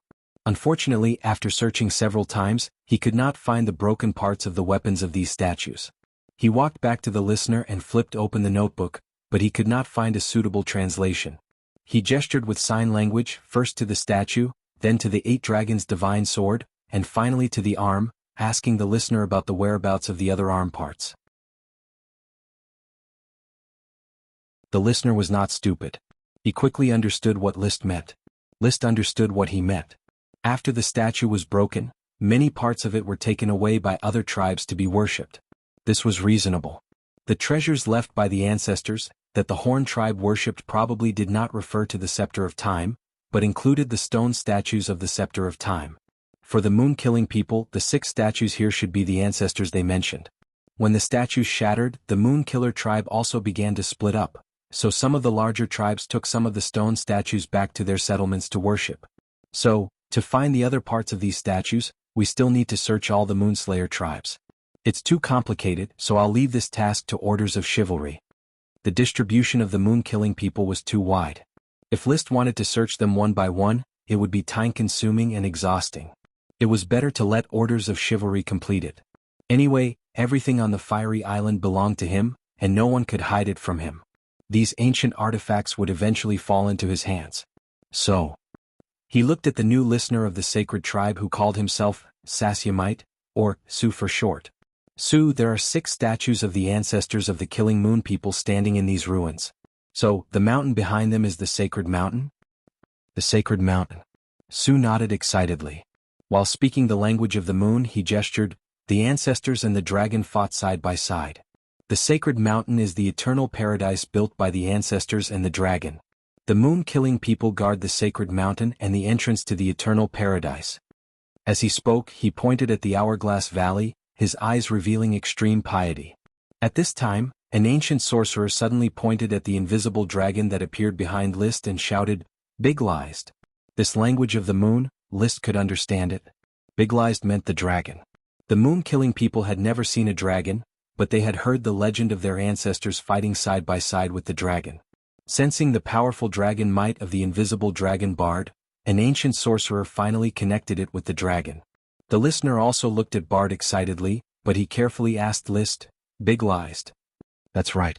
List gestured for Bard to lean his head against his hand. He wanted to see the reaction of the ancient sorcerers. "Big-Lized, my battle partner." "Confirmed." Led by Su, the ancient sorcerers immediately knelt on the ground and shouted, "Seiki." "Big-Lized." "Bigrid." Seiki was a saint, and Bigrid was a dragon. They had already put List on the same level as their ancestors. Their ancestors were all Seiki in their mouths. They were saints who slept on the sacred mountain and were guarded by the sacred tribe. And List was a living saint. With a living dragon as a battle partner, he made them surrender from the bottom of their hearts. Of course, this speech was half true and half false. It was probably more of the ancient sorcerers flattering List and whitewashing their rapidly defecting moral integrity. Looking at the ancient sorcerers trying their best to show their loyalty and devotion. A faint smile hung on the corner of List's mouth. He was not enjoying the flattery, but he knew that he had accidentally completed the smoke mission, finding the sacred mountain and understanding a bit of the secret of the ancient sorcerers. Mission completed. Reward, the entrance to the ruins. He knew that the entrance to the ruins was the wind of the hourglass valley behind him. There was a broken space there. One of them was the material boundary that led to this location, and the other should be the entrance to the eternal paradise that the moon-killing people talked about, which was the entrance to the ruins. However, the entrance to the ruins was blocked by countless cracks, and it was temporarily impossible to explore it. Mission: the sacred mountain acted quickly and nimbly. You saved many beautiful elves. The elves born on the fiery island finally welcomed their savior. As the master of the fiery island, all the elves belong to you. Please take care of the big potato sprite and the other elves. Reward: the discovery of a new archipelago. Oh, the discovery of a new archipelago. The 3 exploration fleets, including Yevich, have been exploring in the direction of the mainland. I thought that they would directly find the legendary continent next to the fiery islands. I didn't expect that they might find a new archipelago. Could it be a big archipelago? Currently, the exploration fleets had not stopped their mission and were still continuously exploring new islands. Therefore, the mission reward would probably fall on the exploration fleets. He pulled his thoughts back to reality. After settling the matters here, it was time to choose to leave. Protect the statue ruins, Su. After leaving his last order, he rode on the invisible dragon Bard and took the elves away in a box. He flipped open his notebook and found what he wanted to say. When Bard rose into the sky, all the ancient sorcerers heard the majestic voice of List with the help of the invisible dragon's magic. "O calm goose gold."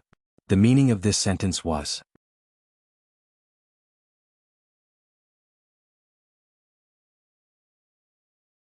Chapter 849. List was holding the sprite, while the invisible dragon's claws were still holding the tied-up former listeners and the 14 stubborn ancient wizards. Therefore he did not use spatial shuttle and instead just wandered around the material boundary. Whenever he needed to rest, he would carefully look at the sprites one by one. Before the 16 sprite worms spat out their worm stalks, it was temporarily impossible to distinguish their species. The potato sprite did not need to distinguish itself. As for the remaining 8 sprites, List carefully looked at their heads and communicated with them to determine their species.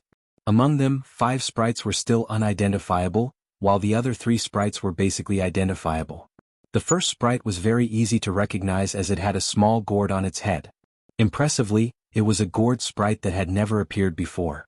The second sprite was also very easy to recognize as it had a string of small alternating green and red fruits on its head. These fruits were coffee trees, an important cash crop in the forests of Blazing Island. Coffee was a very popular beverage among aristocrats. However, the Grand Duchy of Sapphire did not produce coffee trees and could only import them from the continent. However, there were many coffee trees in the forests of Blazing Island. Collecting coffee trees' fruits and coffee beans would become an important industry. The value of this coffee sprite was not low. The third sprite took List a lot of effort. It had a small sapling with a huge root on its head.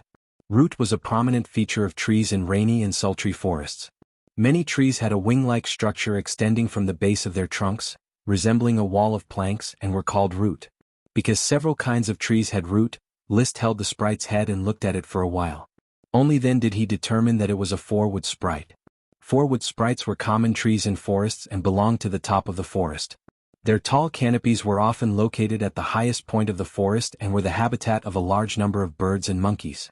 However, apart from being used as wood, the tree itself had no special value. Moreover, as wood, it could not compare to ironwood quality trees such as rockwood and stone wood. But in any case, for Liszt, the existence of magical creatures like sprites was valuable in itself. There was no need to desire them to bring more value. Gallop, gallop.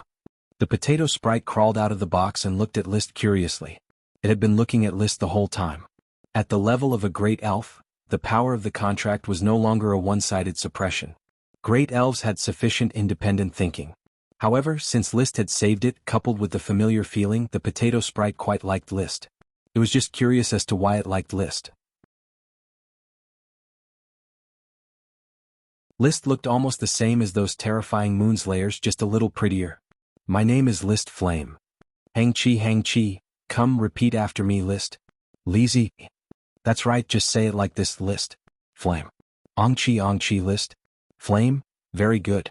You already know my name. What about yours? I forgot. You don't have a name, so I'll give you one. Seeing the potato on your head reminds me of a bomb. Why don't you call yourself Kutch, the heroic grenadier in League of Legends? A name was just a code. The potato sprite did not understand the concept of a name, so it accepted its name in a daze. Kutch. Ongchi Kutch. Yes, Kutch. Aha, Ongchi Kutch. The potato sprite giggled. Liszt looked at it and began to think about how to plant potatoes and make them the staple food of the Flame Territory's immigrants in the future. The birth of a new food always required an acceptance process. However, the popularization of potatoes should be quick. Even if the Flame Territory's immigrants did not like it, they could still give it to the Moonslayers. As long as the planting of potatoes was promoted on a large scale, the food problem would no longer bother Flame Island. After returning to the Infernal Plains, he handed the listeners and the ancient magicians over to the Guild of Magic. Interrogate them harshly. These are the listeners of the Holy Tribe and a group of loyal ancient magicians. I want to find out everything they know, especially what Casido and Mozairos mean. Yes, Your Highness. Also, organize a group of magicians in charge of species identification to help me identify the species of the sprite. The interrogation took time, but before dinner, Liszt already knew what Casido and Mozairos meant. Casido referred to barbarians, while Mozairos referred to evil forces that desecrate magic.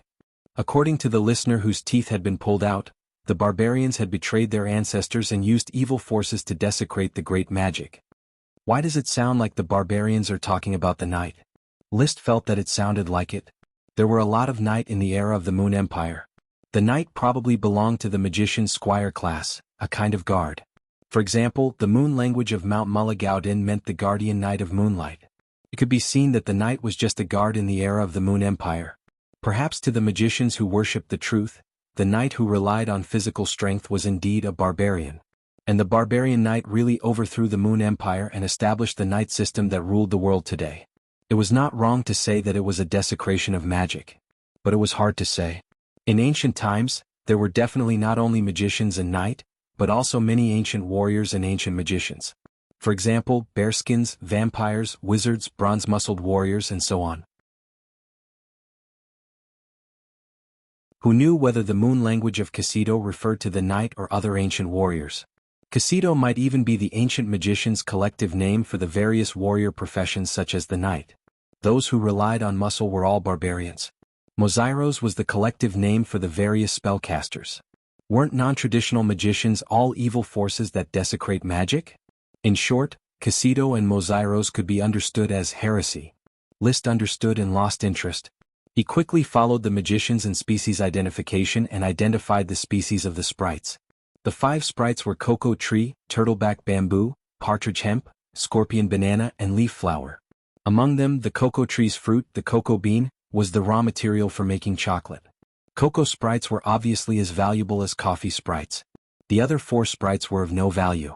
The 16 sprite worms corresponded to the worm stalks, which were plants that could be found in the forest.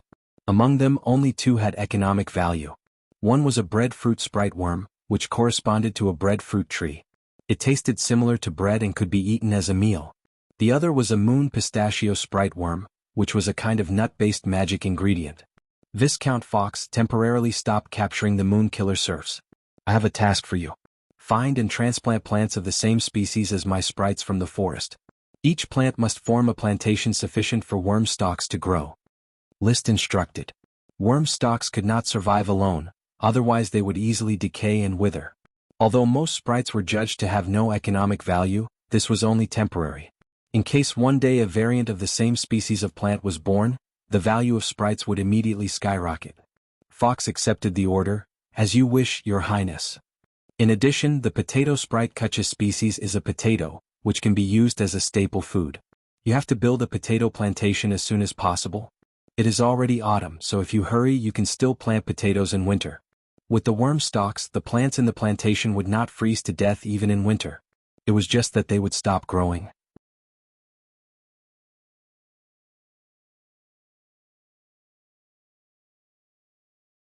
Chapter 850. The elves made the arrangements to complete the mission as soon as the plantation was built. After returning from the Moonslayer tribe, List had let his guard down. He would often patrol around on the invisible dragon and no longer hide himself. Up until now, Blazing Island had yet to build a dock. All the knights, craftsmen, serfs, and spellcasters were unable to leave after arriving. After all, the Great Maelstrom teleportation formation was a one-way one. The ships of Durut Red Apricot's fleet were basically stranded at the mouth of the Great Maelstrom River, unable to return without supplies. Therefore, there was almost no means of communication between this large island and the outside world other than the strictly vetted magic platforms. They could not even establish trade with the neighboring Tulip Islands. The Tulip family had just established a foothold on the island and had yet to establish a small town. It would probably take a long time before they could trade with Blazing Island. Therefore, even if the news of List riding a dragon was exposed, it would only settle on Blazing Island. A spellcaster walked into Kenley's office and reported, "President Kenley, these are the records of our interrogation of the listener of the Holy Tribe. There are some suspicious points that need to be pointed out." Kenley was editing the new translation of the Moon language. Without raising her head, she asked, "What are the suspicious points?" The listener mentioned a dragon. He said that they were sent here by a dragon, and that a crystal dragon would suddenly disappear. The spellcaster tried to describe it more accurately. "He seems to be talking about the dragon that Her Highness rode, but it doesn't seem to be the same as the fire dragon Leo. I don't know if the listener is lying." After listening, Kenley put down the quill in her hand, and her expression suddenly became serious. "Put down Manzano, leave the records with me. As for the dragon that the listener mentioned, I will personally verify it with Her Highness. You don't have to worry about it. Also, don't discuss it in private." "Yes, President Kenley." After Manzano left, Kenley picked up the interrogation records and said, "Her Highness sure has a lot of secrets. This new dragon must be the invisible dragon that Master Akeroids once mentioned, right?" Master was the title that the magicians used to refer to a chi. Because a chi was not only a magic shooter, but also an arcane art tutor, her status was respected. Invisible dragon? Kenley narrowed her eyes in thought. She had looked up information on this subject and knew that the invisible dragon was a legendary mystical dragon of the sacred dragon sequence. It could produce space rings. Kenley had seen the rings on List and Achi's hands, and she guessed that they were space rings. She had also seen the two of them suddenly take out items.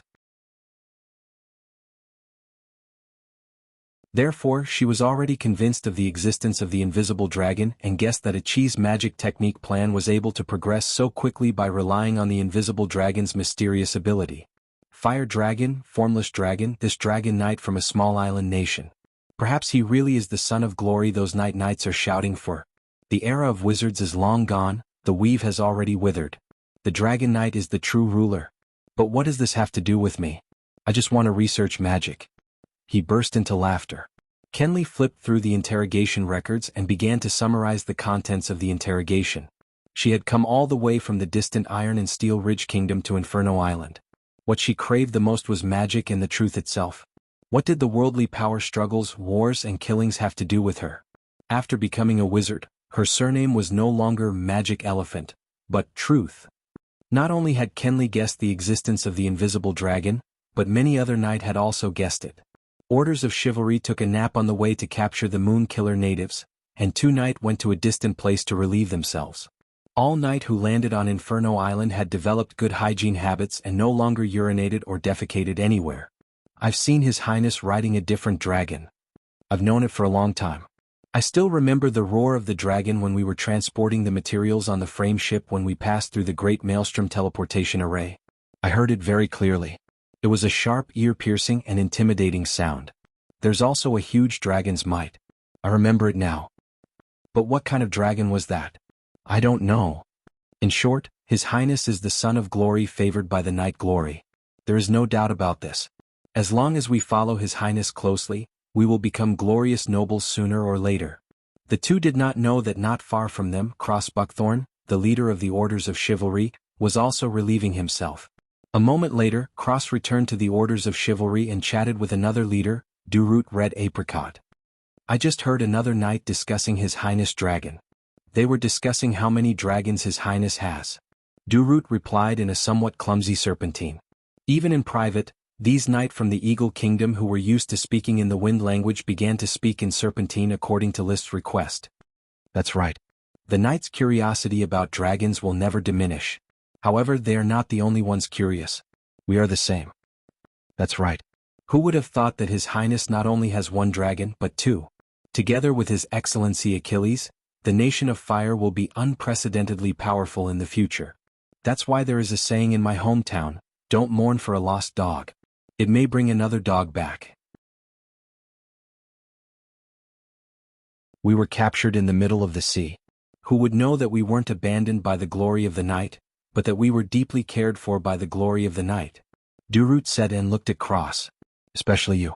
Crossing through the Great Maelstrom teleportation array once, you were promoted from a Viscount to a Count.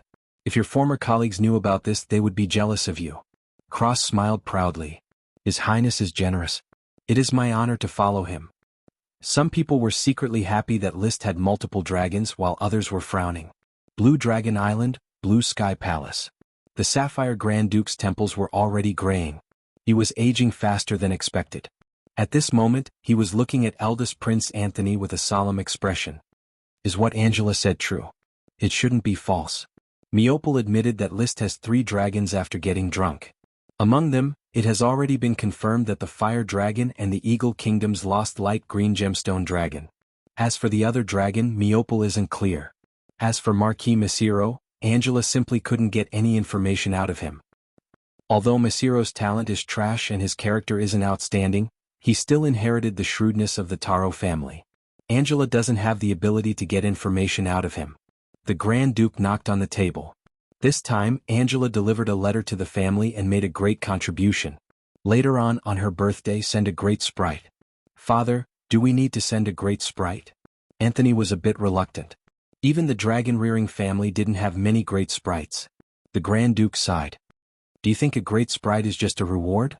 That's to show the goodwill of the Sapphire family. I have studied List for a long time. Although he is young, he can't be treated as a young person. He has a strong purpose in doing things and each of his actions has a purpose. If List knew that his unreliable thoughts and actions were praised by the Grand Duke, he would probably blush in shame. He really didn't have a purpose in doing things. Of course, releasing the news of 3 dragons was intentional. The Grand Duke's words couldn't be considered an exaggeration.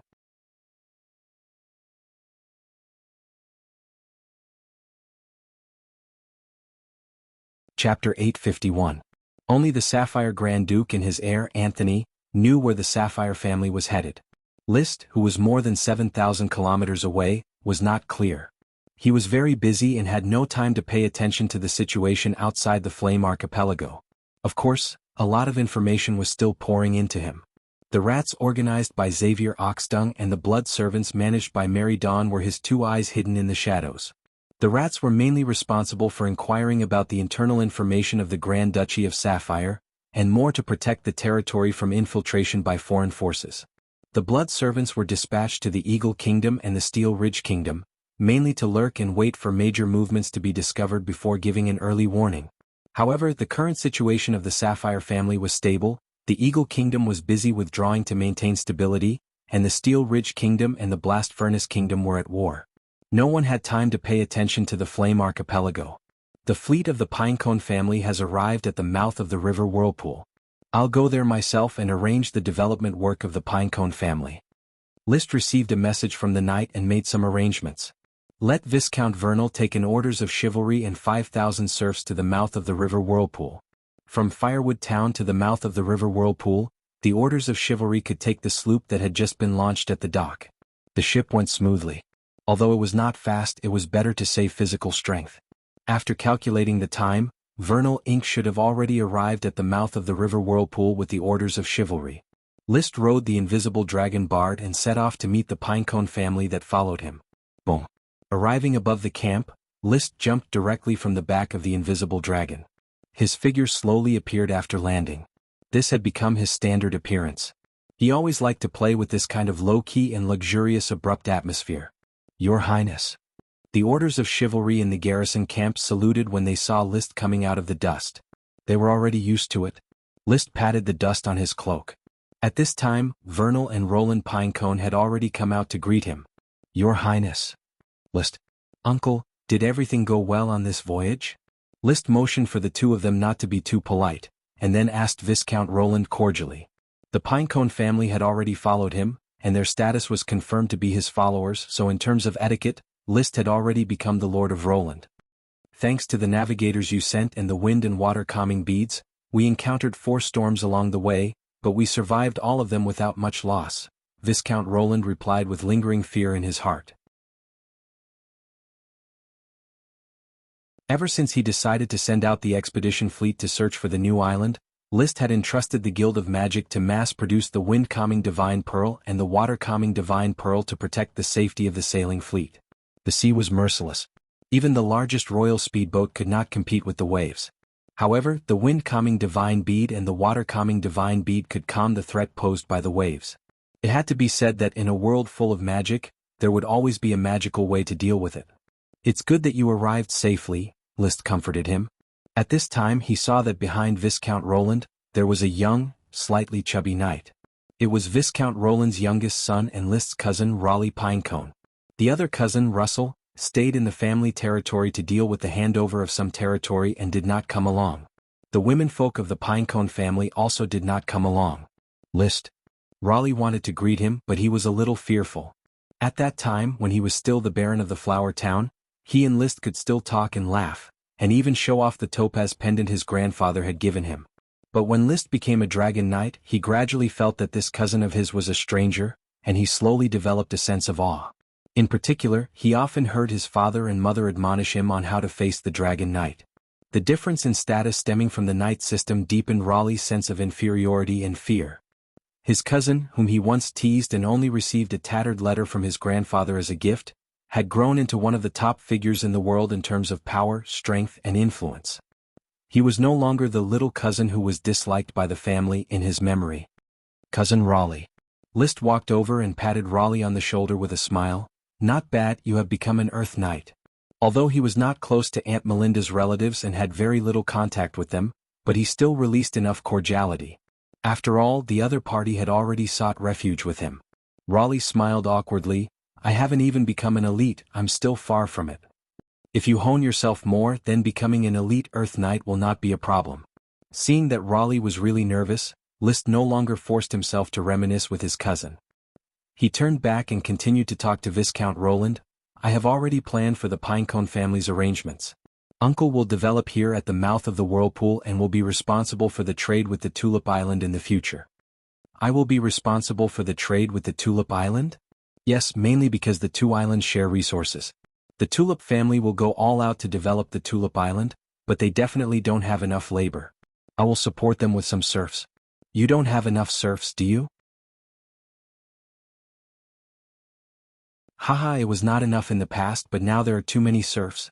There are a large number of indigenous tribes on Flame Island, all of which are a source of high-quality serfs.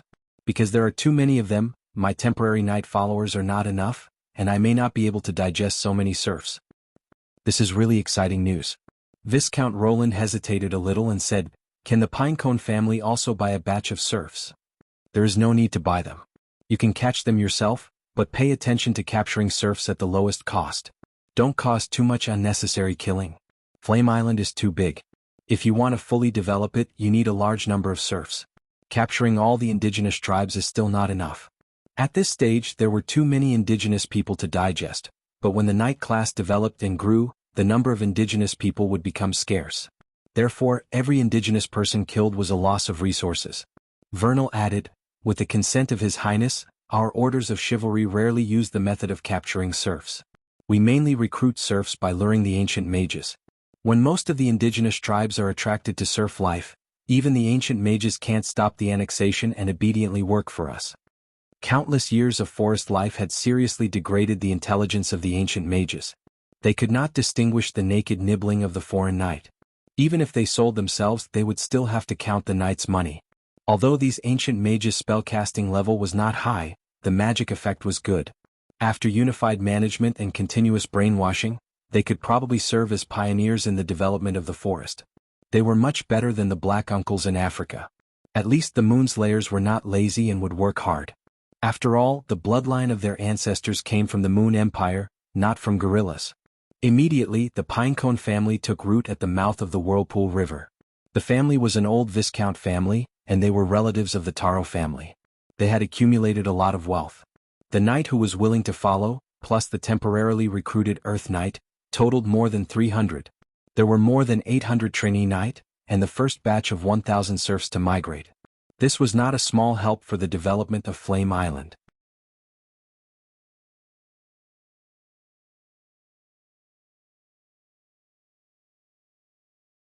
Chapter 852. It was mid-November. The Potato Sprite Cookie's potato plantation had been built long ago.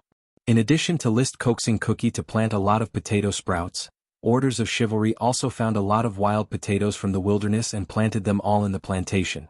In the next few days, various sprite worm stalks landed and plantations were built one after another. Orders of Chivalry attacked many large tribes and rescued 8 sprite worms in succession, which were handed over to List for a contract. The plantations were also quickly planned. All the plantations were very large, but the plants in the plantations were actually very sparse. But in any case, the smoke mission was successfully completed. Mission completed. Reward: discovery of a new island. The reward had already been issued, but List had yet to receive the exploration fleet's report. He had no time to care about the exploration fleet's report because the new mission had already been issued. Mission: Achi has perfected all the detailed steps of the Magic Gate experiment. Next, it is time to witness a miracle.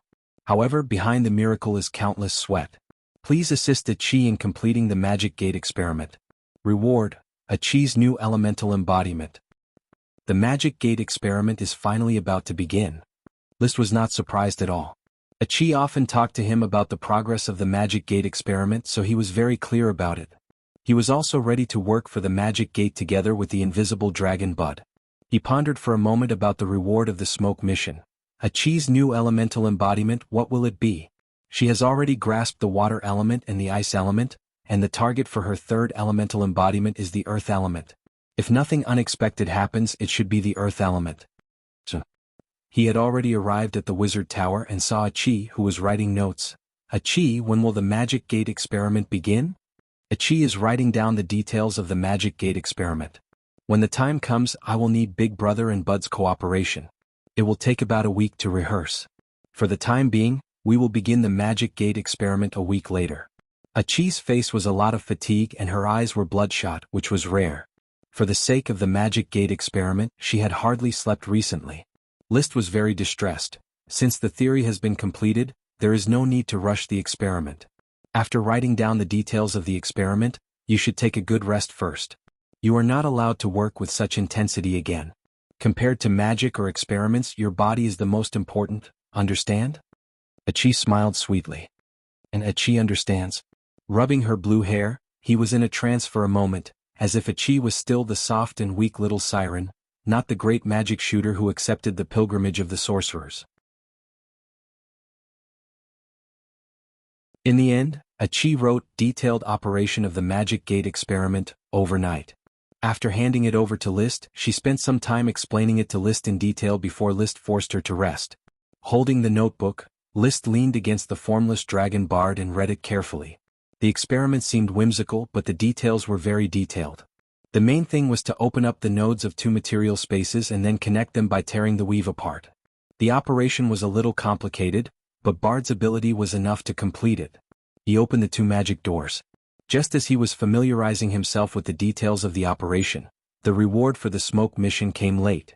Finally, they received the good news from the exploration fleet. They had discovered an island 500 kilometers west of the Flame Archipelago. After the joint exploration of the three exploration fleets, they discovered that it was a new archipelago. Although the area of the island was not big, it was probably smaller than the Whirlpool Archipelago. But the geographical location was good. It was in the direction of the Flame Archipelago to the continent, which would shorten the sailing distance. Order Captain Yevich to continue leading the exploration fleet to the legendary continent and open up a route for the Flame Archipelago. Also, investigate the information of the continent's coast. Find out the distance between the Flame Archipelago and the continent, and find out which kingdom this part of the coastline belongs to.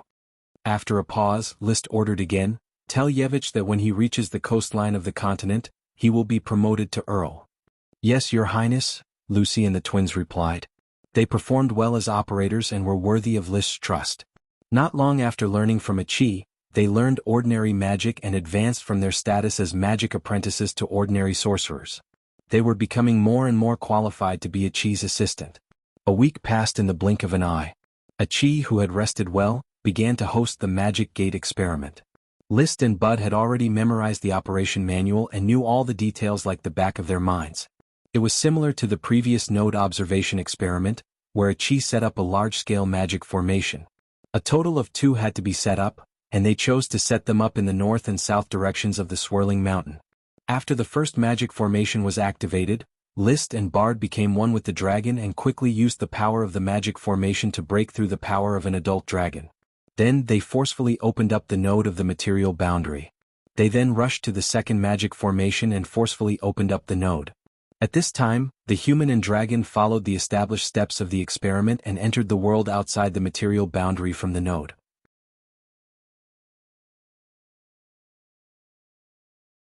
In the crystal white vision, the 2 adjacent nodes were especially clear. Bard, get to work.